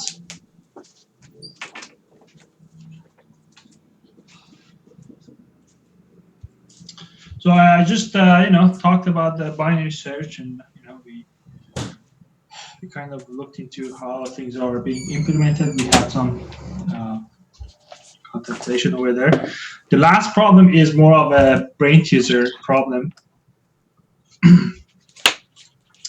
So the question is, we're trying to solve the fake coin problem. And it's one of the prominent solutions that you can take the decrease by half approach. Assume that you have n identical looking coins, but one of them is fake. And by fake we mean that the coin weighs less. The only property of the coin that you can distinguish it is by weighting it, and one of them is weighting less. Okay. Is weighing less.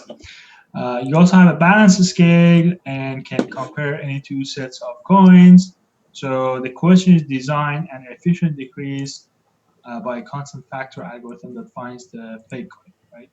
So if I want to do brute force in here, just to be rhetorical, can someone provide a brute force approach?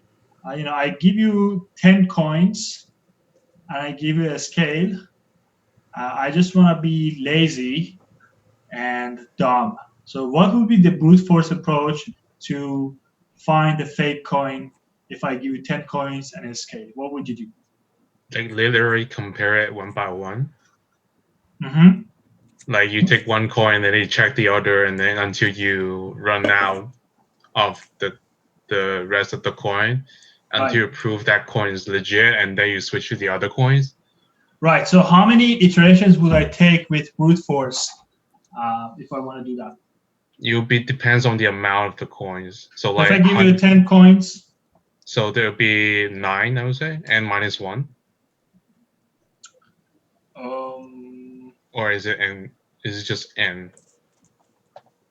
Right. I think n minus 1 is the dummiest, right? So a one level less dummy is to just group coins.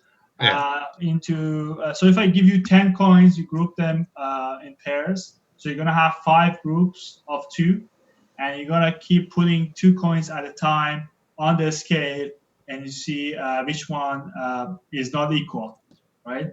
So the one that was not equal, that means that your fake coin is in there. All right. So that would be the dummy approach. However, we have a better approach here, and that's called decrease by half. Before we get into that, there are a few questions we want to answer. Assume that you have 2 coins only, so n is 2 in here. How many times do you need to weight coins? So you have 2 coins, you put it on the side of a scale. This is your scale. You put 1 coin here, 1 coin here, and then the one that is lighter is gonna go up, and it says, oh, okay, this is the fake one, this is the actual one. Okay, this is how you would do that. However, if you have 4 coins, right? How many times will you need to weight the coins? And then the question is to give 2 answers, one for the best case and one for the worst case. So what could be the best case for finding that, how many, in terms of how many times? So in terms of how many times, if I give you 4 coins, how many times could it take you in the best case to find the fake coin?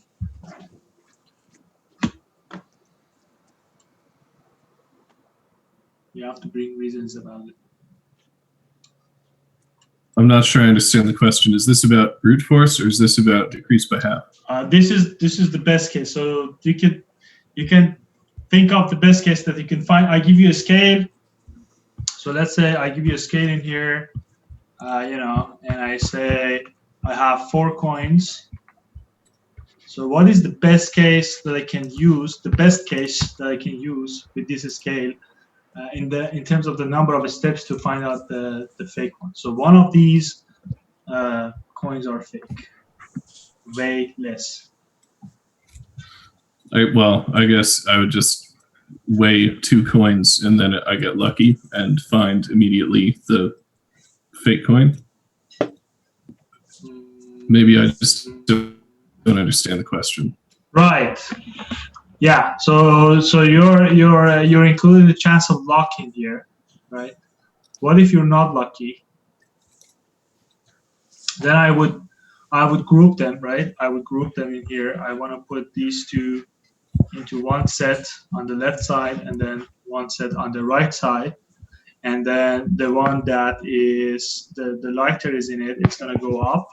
So, and I have to do dissemination here. So I put one here. So I'm going to have 2 steps here, right? So that's what the best case is. And it appears that if you want to do the worst case, in terms of comparisons, it's going to be equally same in the worst case. So in this scenario, your best case is the same as worst case. So this is one of the examples that not all of the problems are having the most optimized solution. So there are cases that you can end up having the same result for the best and for the worst. Is it because the input in this case is relatively low? That's why the best case. Yeah. Okay. Yeah, that's right. I mean, the input is even. The input is even in here, right? So let's move on and see what's going to come next, right? So if I give you 8, you're going to apply the same approach, and you're going to see that I have 8 clusters, 1, 2, 3, 4, 5, 6, 7. You're going to group them left and right. Then one of them is going to come out to be lighter. You're going to group them again.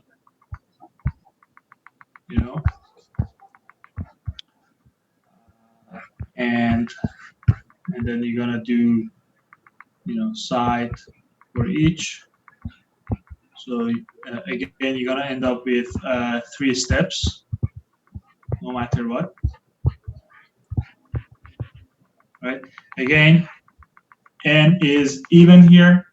So in the case of even, your best case is same as worst case, or in other words, as I solved this in the past in terms of the number of steps, it's log n2, log n base 2, right?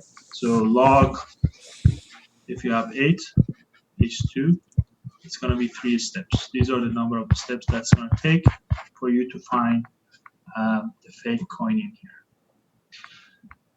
However, the problem will change as soon as you have odd number. So this number is odd. You cannot break one of those coins, right? So one option you can have, all of a sudden things are different. So you can have a set that you have 1 coin on one side, and then 8 coins on the other side, right? So what I'm going to do, I'm going to say this is obviously 9, right? So with these 8, you're going to apply the same. You're going to apply the same. You're going to say, I'm going to say 4, 4 here, 4 here, again, 2, and then so 1. So you're going to have 3 steps here. So you can be lucky though, as I think, was it Scott who was referring about luck in here? I mean, it's not luck. I mean, you don't have any option. I mean, for this 1 coin in here, you cannot break it in half, right? So you have that 1 coin in there, and then the best case is that 1 coin that you leave it out there is your fake coin, right? And if that fake coin is the fake coin, then in just 1 step, you found that your coin is fake, and that's the one that's alone left in here. Because once you do 4 to 4 comparison, they weight the same, and the only one that is left out is that only one. So in this case, your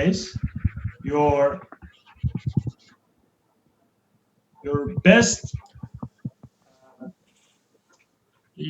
answer is one weight comparison on, and the worst is 3, obviously. So you get those 4, and you keep on 3 steps there. It's log n base 2, right?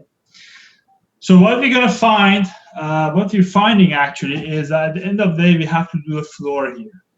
The answer is floor, log n base 2. That's the answer to this question, they call it problem. Okay. And then we want to see how we can write the algorithm for it. Divide coins into 2 equal piles, 2 equal sets.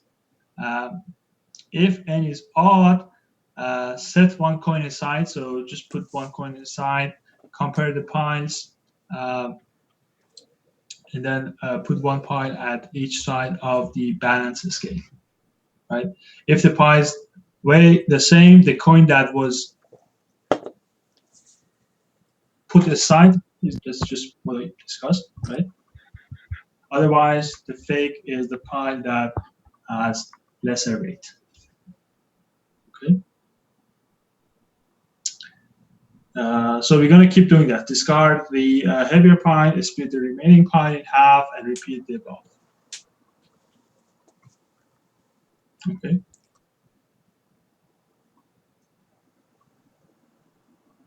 Right. So we want to write a pseudocode for this. We have a function called, again, fake coin. And what we're doing here is we're going to say if n is equal to 1, that's the coin that we found to be fake. If it's not the case, we're going to have 2 choices. If n is, if n is equal to 1 and you weight it, assuming that you know what the exact weight of the coin should be. If it's less than that, obviously that one is the fake one, right? I mean, you only have one option, so that's this case. Otherwise, you are going to fall into 2 situations of if it's odd or if it's even. So if it is odd, you're gonna remove the first coin. It's called C0, and set it aside, right? Otherwise, divide remaining coins into 2 piles, C1, C2, with the floor of n divided by 2. And then you're gonna write a function to weight 2 piles. If they weight the same as I discussed, that C0 is the fake one. Otherwise, you're gonna discard the heavier pile, and we're gonna have a new set. N is equal to floor of n divided by 2. And then at the end of this, we're gonna call the fake coin function, this time with the remaining pi. What is the remaining pi? Pi is the floor of n divided by 2. That's the remaining pi. That's we're gonna call at the end of here. This function is gonna execute with the new set of coins, which is the floor. It's gonna go into that. Okay. This is just one more example of another example of divide by half, as a solution, right? And this is more intuitive because it just deals with your level of thinking, and deals with how you split the coins and all that. So it's more of a plain discussion than just math involved. Okay, so I hope you guys can relate to it in a better form.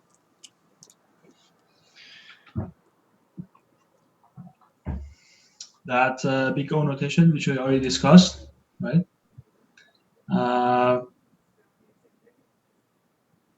Right, so the question is, could we do any better than that?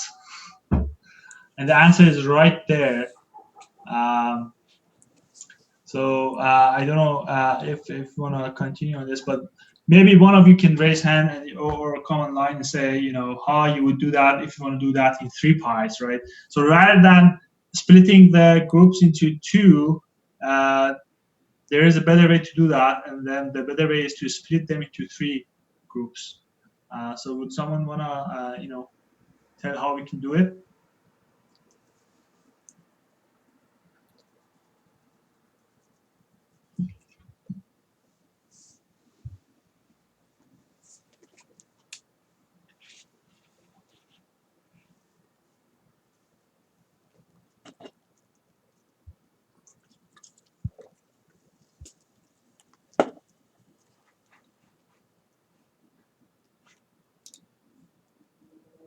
So if you have 8 coins,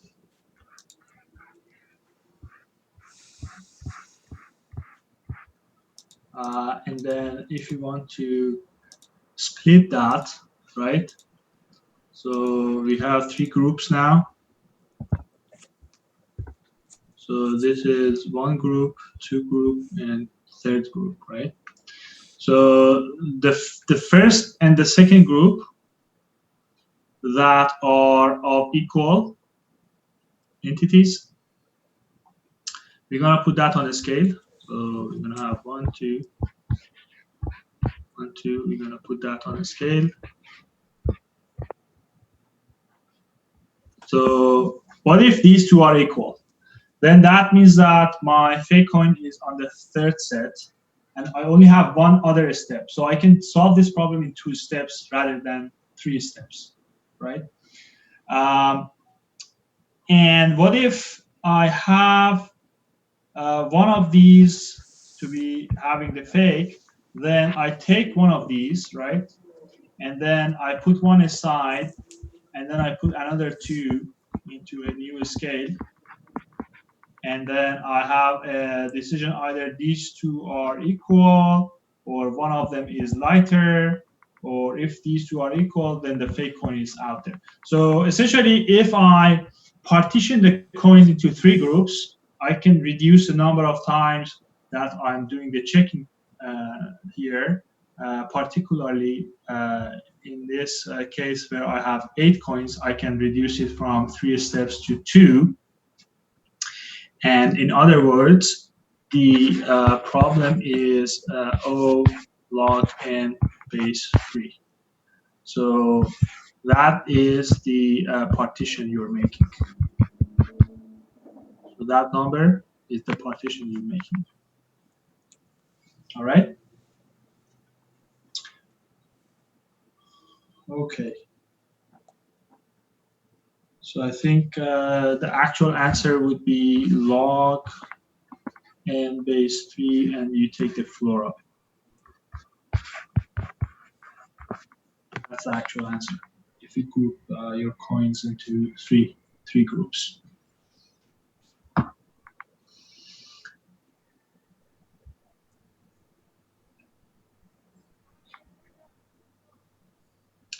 All right, so that should conclude our lecture today. I have some try it at home questions at the end of the slide.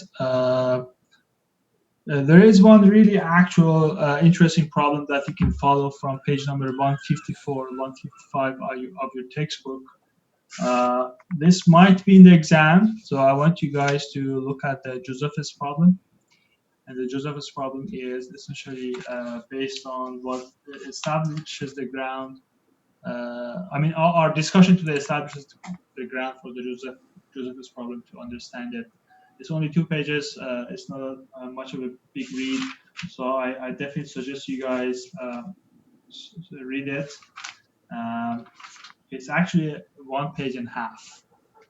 So you need to somehow obtain the textbook and look at that Josephus problem. There are 4 problems that I'm suggesting here. These could be in the exam. Please look at it. Just for the matter of our discussion, since we have time, I want to go through 2 of those. So let's pick up the first problem. So I'm looking at chapter 4.1, page 137, for those who are having the textbook question 10. Let's spend some substantive amount of time for solving this problem. So consider the following version of the insertion. So I talked about insertion sort for the first 50 minutes of the lecture today, and we tried to implement it. Although I'm finished, I'm going to put the actual C implementation by the end of tonight. If not by tomorrow. And so here is another implementation of the insertion sort, as you can see here. So it's called insert sort 2.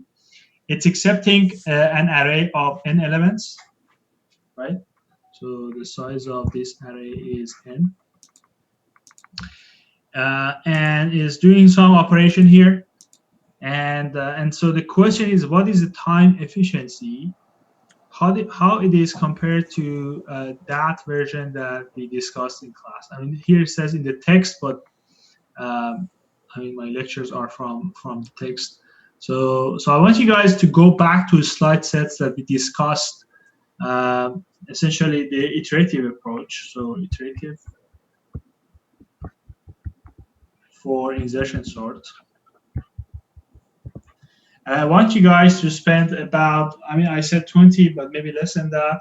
So it's 8:37 now. Maybe by 8:50, I can call one of you to explain how you can compare this algorithm as a second version of insertion sort, and how does it compare with the original algorithm that we discussed earlier in class today. So let's spend some time, and then we can have a discussion after 10-15 minutes here.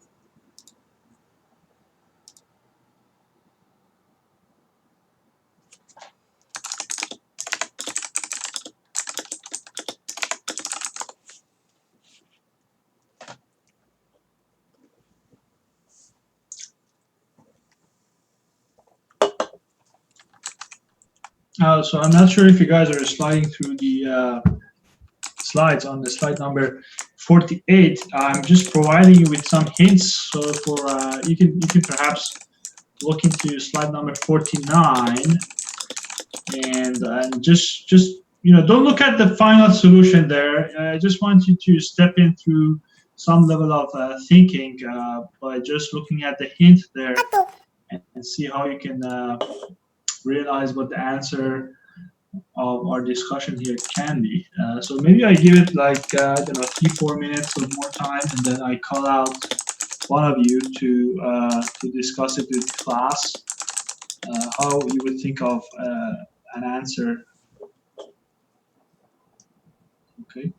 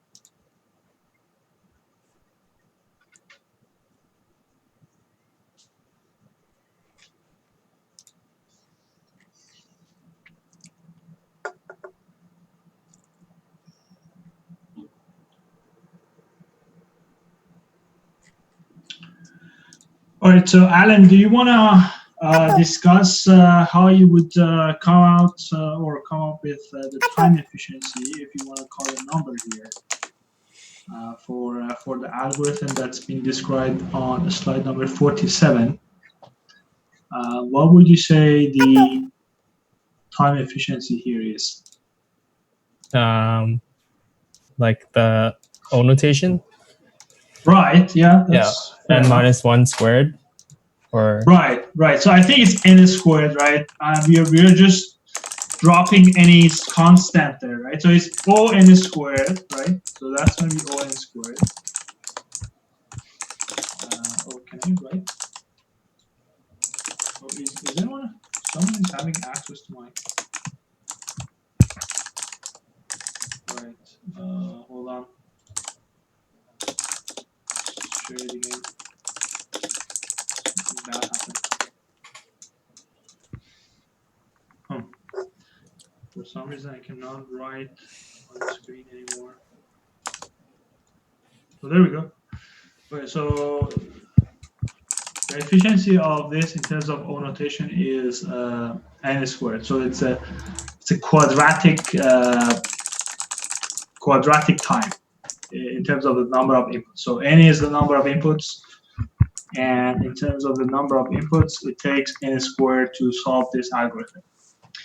And then the next question is, how is it compared to that of the version given in the text? Or, in earlier slides said for insertion sort, I discussed the iterative approach. So if you put an apple-to-apple comparison there, so on slide number 50, some of my slide number 47 is not. So left side is the new one, and right side is the old one.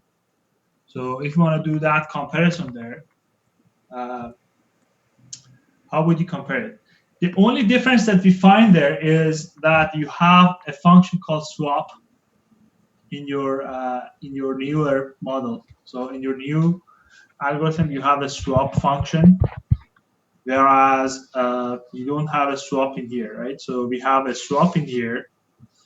Once we do the comparison between the two, everything else more or less is looking like same.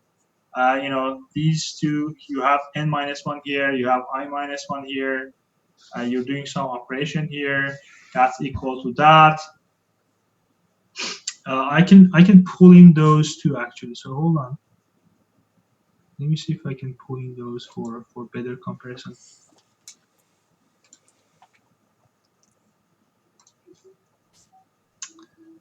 I can pull in these two slides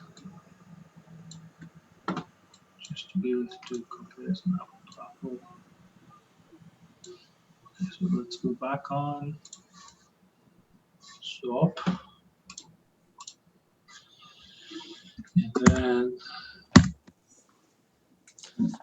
we get access. Right, so I'm having two algorithms of the same problem, that's going to work out the same problem, which is insertion sort, side by side. So, come on. And then I have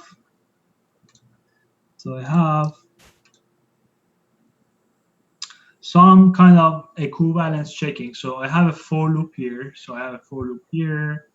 Right? So when it comes to comparing algorithms, you just put it on side by side. and then I have a while loop here. I have a while loop here too. So I have some I minus 1. You know, I have this thing here, right? And then you are having these guys here. And then the while loop looks, you know, you're doing some two comparisons there. The while loops are pretty much similar. The only part that is not similar is essentially the bulk of it is that swap function. So you have a function that does the swapping for you. I had a question about that. Wouldn't the swap add time because you're breaking out of this function into a new function? Wouldn't that be more time consuming? Exactly. So with the swap function there, how many sequences we have in that swap function? And that's where the 3 is. So if you look at the answer on the slide number 50, are you guys seeing my slide number 50 here? So slide number 50, do you guys see that? Yeah. Okay, so the answer to that question is actually what you said. We have 3 times of what we have here. So here, this is called CA, and the answer is that this is 3 times CA. So the reason is, if you look at the swap function, it's something like this. You know, you have some integer k equals 0, whatever, and then you have like swap I with j number, right? And then you're gonna say, I'm gonna give I to k, and I'm gonna put j into I, and then I'm gonna put k into j. So that's 1, that's 2, and that's 3. 1, 2, 3. So that's, you have 3 lines of code, extra code sequence added, whereas on the right-hand side, you only have 1 assignment. So that's 3 compared with 1. So that's essentially the bulk of the difference in here. What does the C stand for? Like C sub A? C stands for computation time. Okay. Yeah. Okay. Right. Yeah. So that's what I wanted to discuss for this question. You guys can go back later and look at the actual final result, but that's what I wanted to emphasize here in the slide number 50. So I have this question. I think it was a very good question. I might give this as an exam in the exam, as a, you know, or one of something like this model for you guys, just to make sure that you guys comprehended this type of analogies. I don't want to take any more breaks. I wanna continue to the last question we have here, just for the sake of time. So this is another question I have here. It's a more in-depth question. So we have an array. The size of the array is n-1. Integers from 1 to n in increasing order. Okay. And then there is one integer that is missing. So you have an array of size n-1, and there is one element in that array that is missing. Design the most efficient algorithm you can to find the missing integer and indicate its time efficiency. So obviously, I'm talking about divide, decrease, and conquer here.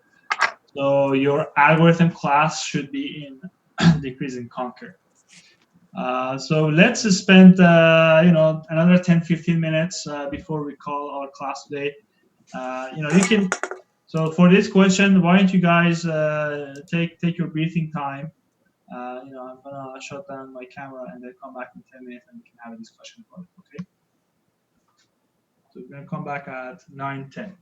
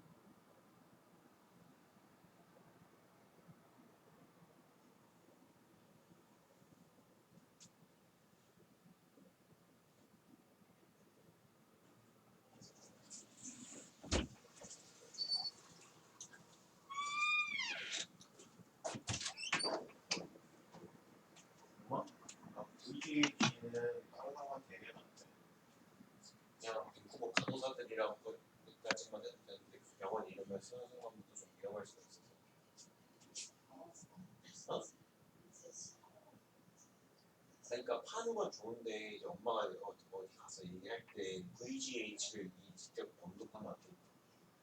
왜냐면 우리 11분인 것 우리한테 인턴이도 11분인 것도 절대 다른 사람이 안 하시는 영업 비밀인데. 흥민이 지금 왔어?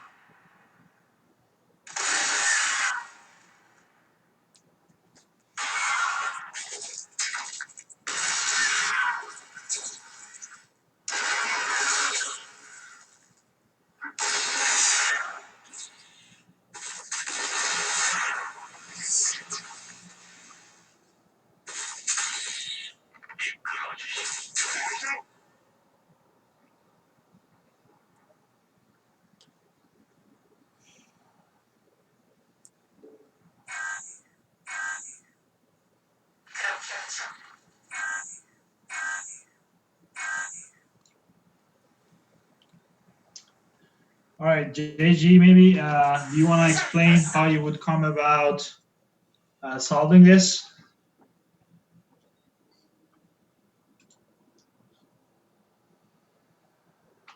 JJ Young Green. I hope I'm not. Sorry, I still need to do some reading. I'm not really sure about this question. Right. So the hint for this is to start by comparing the middle element, right? So you want to know where you want to place that missing element in an array of n-1. So let's say, let's just be creative here. So what we are thinking is we have an array, okay, that is 1, 2, maybe it has 6 elements, 3, 4. It has a missing element in it, and it's 6, right? So the missing element is 5. So the question is, how do you wanna find that missing element, and you wanna place it in the right location, right? So the question is, we have an array of n-1 integers from 1 to n in increasing order. So when it says increasing order, that means that your array is sorted. That makes your life easier. Okay. So one integer is missing. Design the most efficient array you can to find the missing integer and indicate its time efficiency. So you have to see what integer is missing.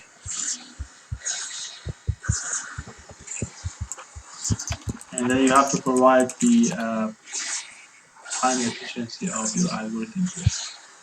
So there is a hint in here. I think I can give you 5 more minutes if you guys like to have it.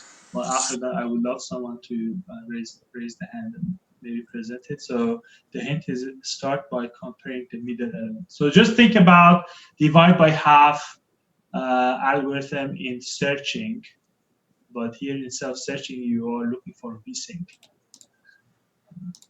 It's quite very close. You know, it could be same. So you know, it's 9:14. Maybe I give you 3 more minutes, and then I call somebody to perhaps provide a discussion here.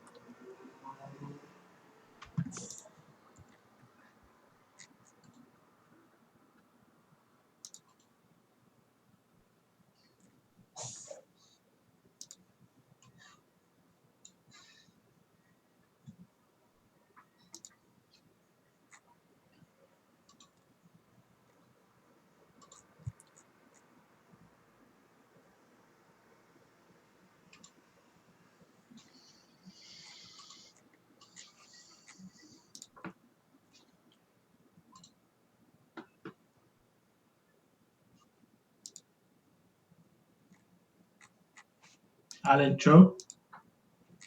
I'm going to call out people for attendance. Alan Cho. Hi. Just, can you raise your hand? Oh, okay. Jessica Chu.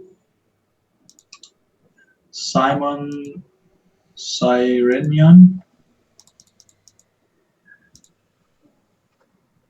Simon? There's no Simon here. Yahui Go. Okay. Benjamin Harrison.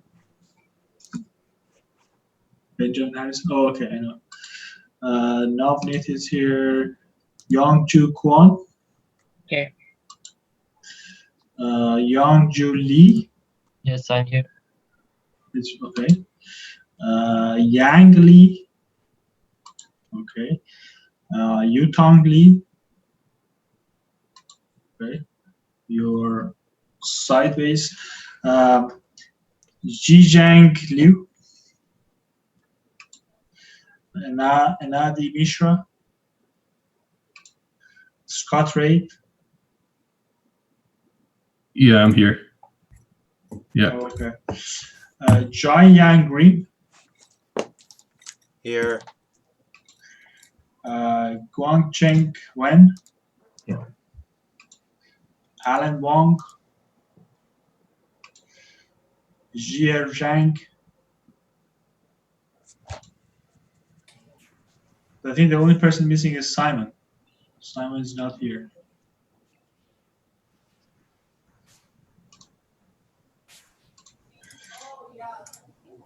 Okay, so that's that. All right, guys, we're running out of time. So why don't you guys, volunteer for this last piece, and I'll let you go home. That's rhetorical. So I'll let you go home afterwards. So how would you go about solving this question now? Can you just give some rough answer? One thing I'm not sure. Do we know what the missing element is?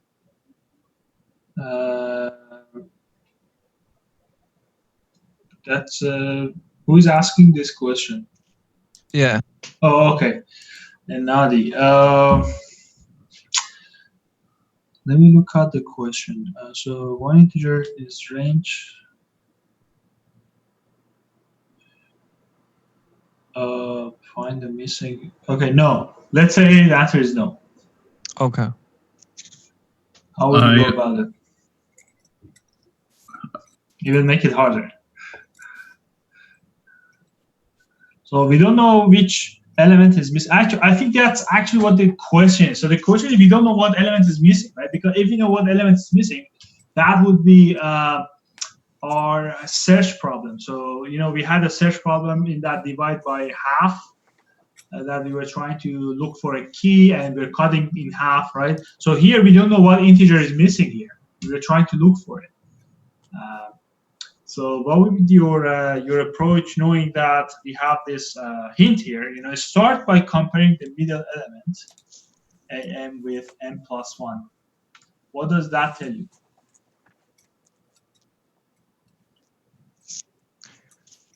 Doesn't it, like, if we don't know what the missing element is, can't we start from anywhere, or like just start from the first element and just see if the next one is plus 1 bigger than it not?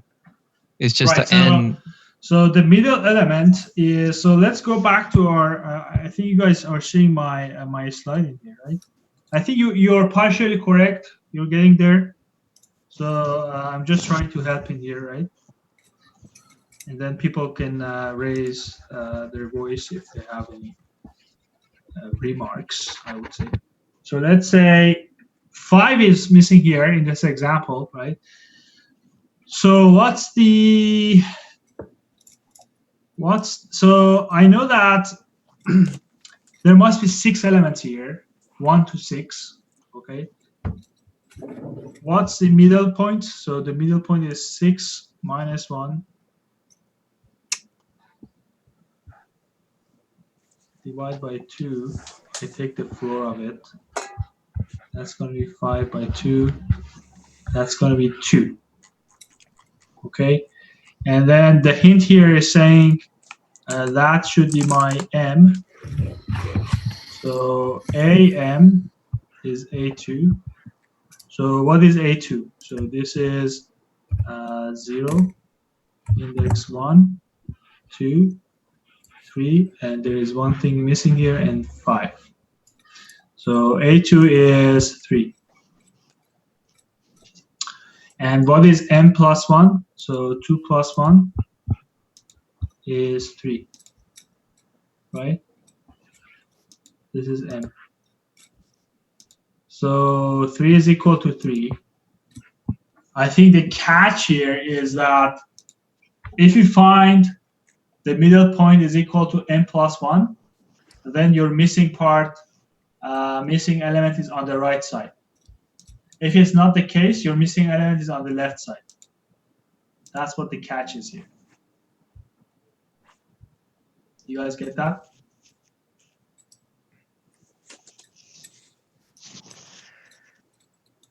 Sort of. You guys are tired?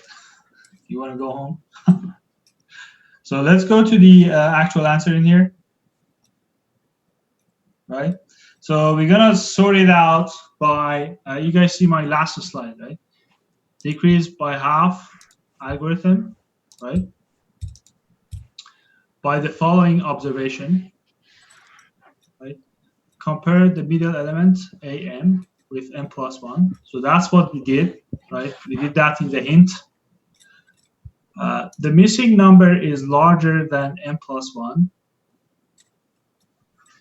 and therefore should be searched for in the second half of the array.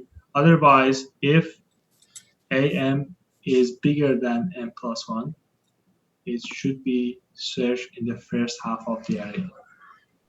So the secret sauce here is that we have to find the middle point, and we have to compare that middle point with n plus 1. That's what the secret sauce is. So that's what's happening here. And if that condition is not met, this is going to go through.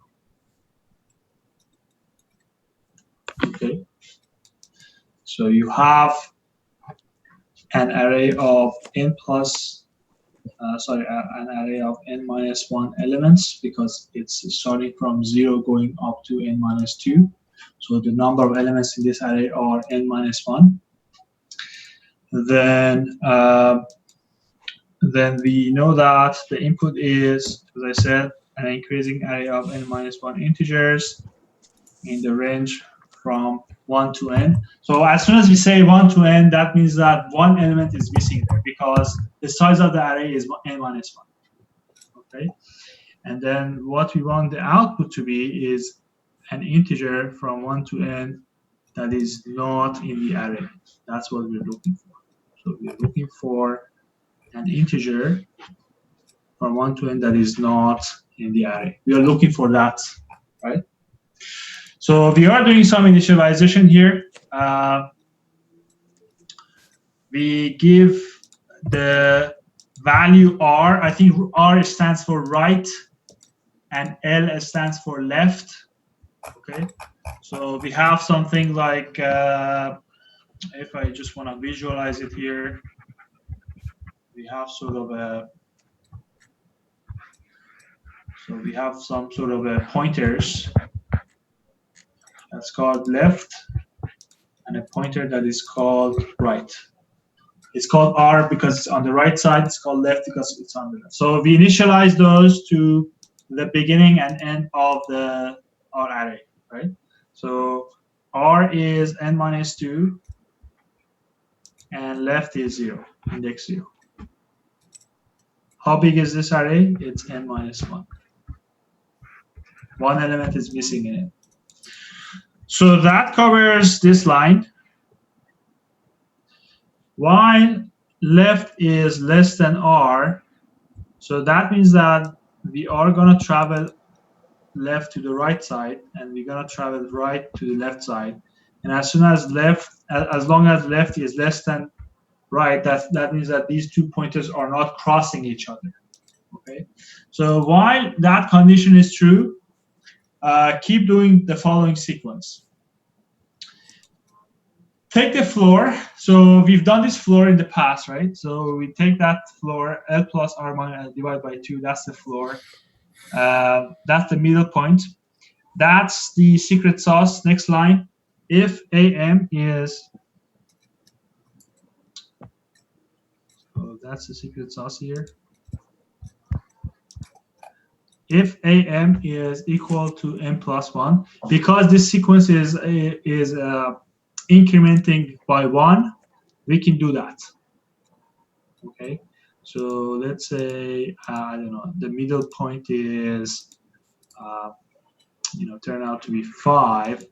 Then A5 should be equal to 6. A5, so A5 is equal to 5 plus 1, which is 6. Okay, so that's what this condition is dictating us in here. So if that is correct, we shift the left pointer all the way up to n plus 1. Sorry, on the next line here. So does anyone, or can anyone tell what does this line mean? I'm just putting an arrow, a blue arrow on the side of it. So what we're trying to do, we are trying to shift this guy all the way to n plus 1. What does that mean? So are you like increasing the bound? That means that my missing number is not on the left side. Yeah, like because you're moving it on. Exactly. Yeah. So that means that all of a sudden half of this thing is gone. And I only have the other half to take care of. Otherwise, I have to do the other way. So otherwise, I have to do, I have to keep the left side and drop the right side. So you see that else statement there? I'm using the C on. So this else statement in here. Oh, someone is punching. If you can mute your mic, that would be appreciated. So that else statement is the other side. So if the condition of AM equal n plus 1 is not true, that means that my missing piece is on the left side. Because this is an array that is incrementing in the order of 1 units, 1, 2, 3, 4, 5, 6. And if it happens that there is one missing piece there, your index is not matching n plus 1. So if AM is not equal to n plus 1, you're going to follow this else sequencing here. And you keep checking these two conditions, breaking half in this while loop, as long as your left pointer is smaller than your right pointer.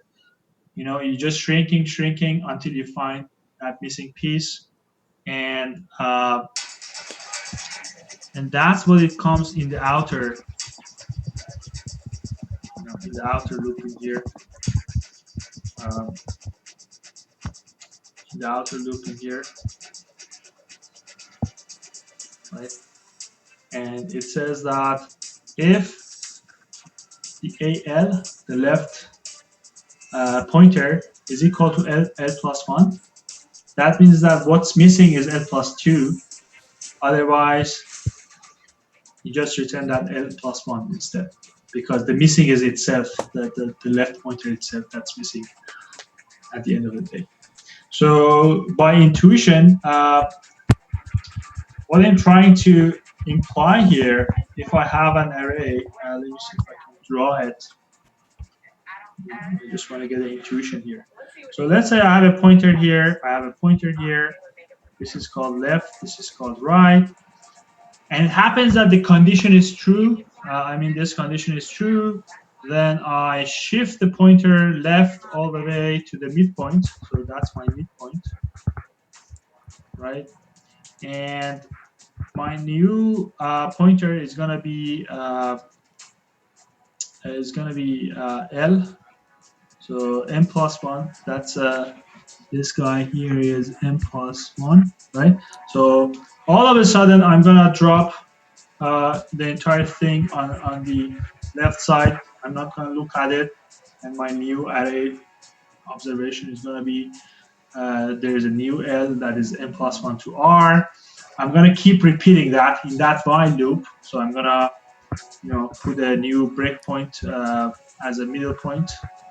I'm gonna do that comparison, this guy and this guy. And let's say, again, I have to shift the L here, so L becomes here. So you see that L is coming closer and closer to R until this condition is not met anymore, at which point I'm going to just get out of that while loop and look at these two conditions. And that will determine my missing element. So you see that L is keeping coming to the right on and on. So that's the solution. All right.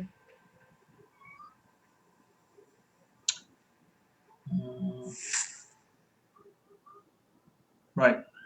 So again, if you're cutting in half, so the time efficiency here again is logarithmic. You're cutting in half on and on, and the reason I'm telling it, there is an indication here.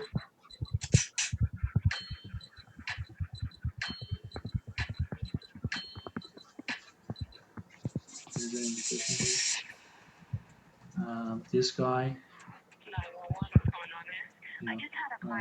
Divide by half.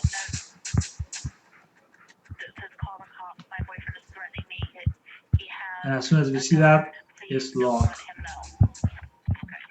base 2. Big O notation. So in the problem sets that you see things are being cut in half, it's log and base 2.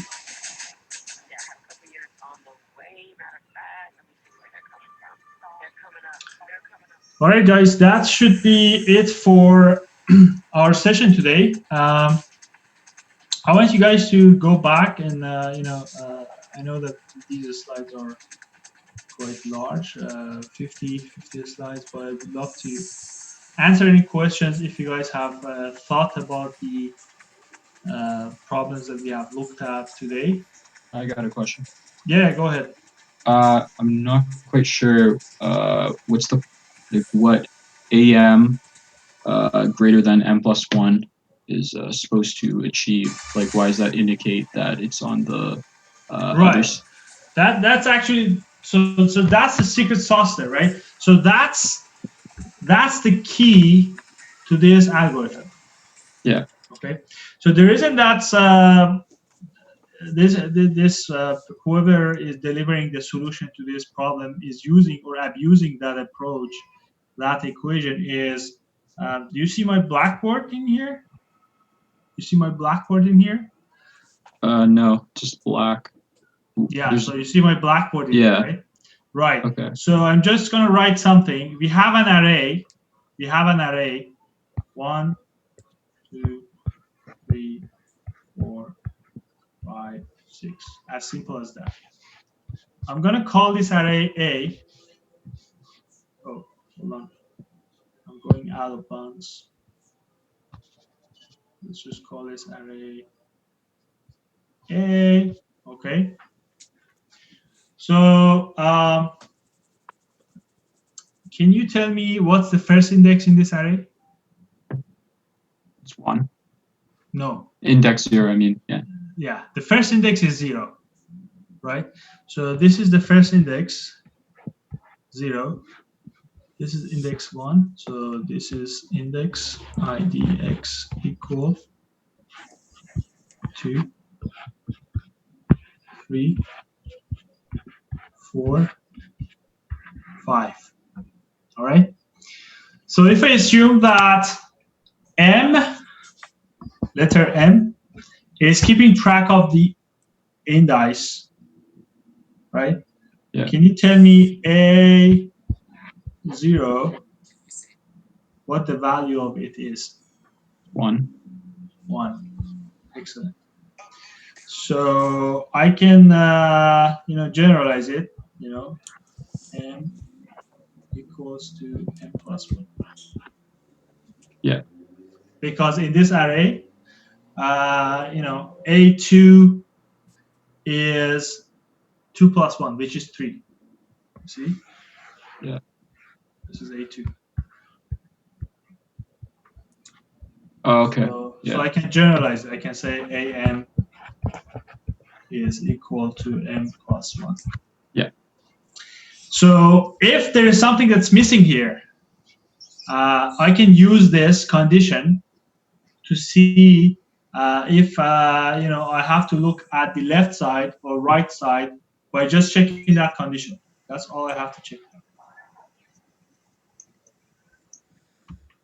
Because if this condition is not met and you're in the middle, that means that there is something missing on the left side. But if this condition is met and you're in the middle, that means that you have to keep looking further on the right side. Okay. You got the intuition there, right? Yeah. Good.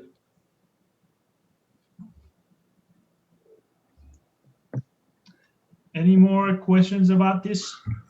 But like, what if the what if the first number is 0 in this case, like 0, 1, 2, 3, 4, 5, 6? That would not work. So if you go back to the question on slide number 52, it says that the integers are starting from 1 going up to n. That's one of the. So that's a precondition. Yeah. You have to have that. Okay. Yeah. Okay, fine. It is always good to pay attention to the problem set. Otherwise, we cannot solve problems. Okay. All right, guys. Thank you very much for your attention today. You can leave at any time that you like. I would be happy to stay here answering questions. We have 20 minutes left for our session today. Thank you. Yeah, thank you very much. Just keep coming. Oh, one thing, we have an exam next week. We have a quiz next week for half an hour. So the first half an hour, the first 30 minutes, I'm gonna put this on the Slack. The first 30 minutes next week, we have a quiz. So we have 2 quizzes in this course. I think each are worth 5. Yeah, each is worth 5%. So. What's the quiz gonna be on? It's gonna be about the first 3 slide sets that we cover. So it's gonna be the math review, the first slide set, and then it's gonna be brute force and divide and conquer. Okay, brute force. Okay, divide and conquer. Can you post that? the Slack, I guess. I'm gonna post that as a reminder. So we're gonna be week 1 slide set. Week 2 slide set about brute force, and week 3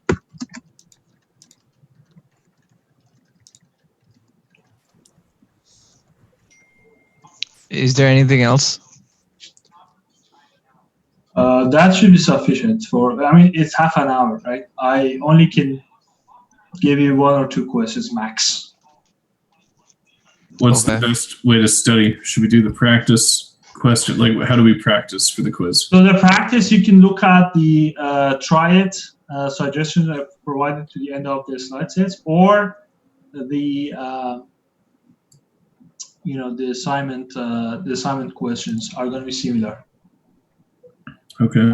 I haven't put up the assignments for brute force yet, so I try to put that up this week. So you're gonna have a lab assignment that is gonna do brute force and divide and conquer, as a lab assignment 3, and you have 1 week to perform at it. If I go back to what was the last assignment I put up? Do you guys remember? What was assignment 2? It was assignment 2. Oh no, assignment 2 was about time efficiency. So assignment 2 was about time efficiency. So last week we had 2 slide sets covering. It was in 2A and 2B. So I already covered 2A in lab assignment 2. So lab assignment 3 is going to be covering brute force and divide and conquer.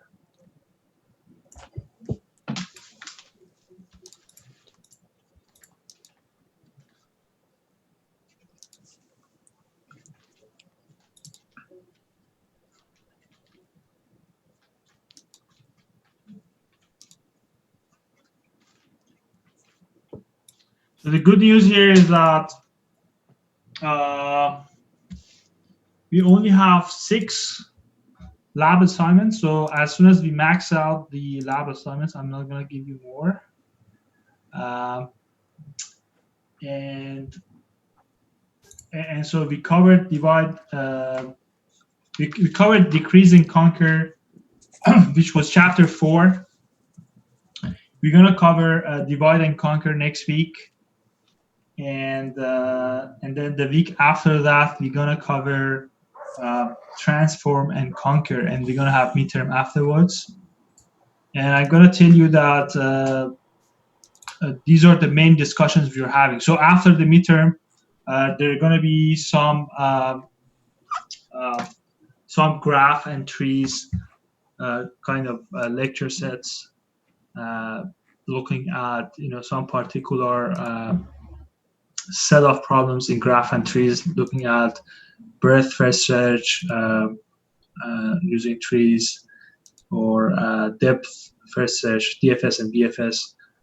So those are the problems we're going to look at, and there are some like Kruskal algorithm, different graph theory algorithms. So that's how the fashion is going to head us after the midterm. Before the midterm, we're just looking at different type of algorithm topics, divide and conquer, brute force, transform and conquer, and so on. When's the project going to be due? The project is far down the road. It's I think July 21st. Same as the final? Yeah. Same date as the final? Yeah, we can discuss those housekeeping matters as we reach to the end of the term, but it should be in that order. You can do plus minus 1 week. I'm fine with that. Okay. Quite flexible. And you said that we should start after the midterm on the assignment? Yeah, so after the first midterm, after the midterm, you have better understanding of how the algorithm problem sets will look like. So you should be able to have a better idea how you want to define your project, in what domain, in how you want to solve it, in what kind of a problem set you want to solve it. Yeah. So please do put comments in the Slack. I would be dynamically answering questions, if any, or anything that you guys want to discuss about. I'm gonna make this announcement about the exam next week, and the lab assignment 3. I'm gonna put it up and then make that announcement as well. Lab assignment 3. Okay, thank you. See you next week. Thank you.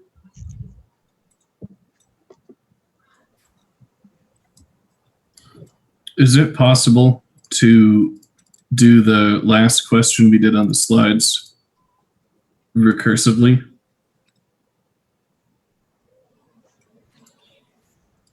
Okay, so you should be looking at some. I've got it like almost done, but I'm stuck. I initially. So what's your you want to share your Yeah, screen there? that might Hold be on. fastest. Let me see.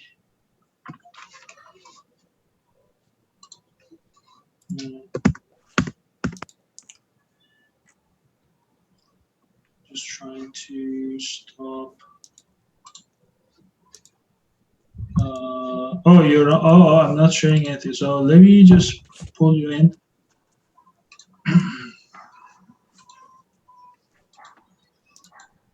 There are. Yeah. Make host. Yes.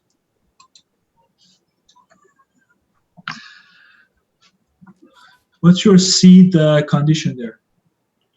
Seed condition? Yeah, so you have to go to level 1, right? It is a top down. Okay.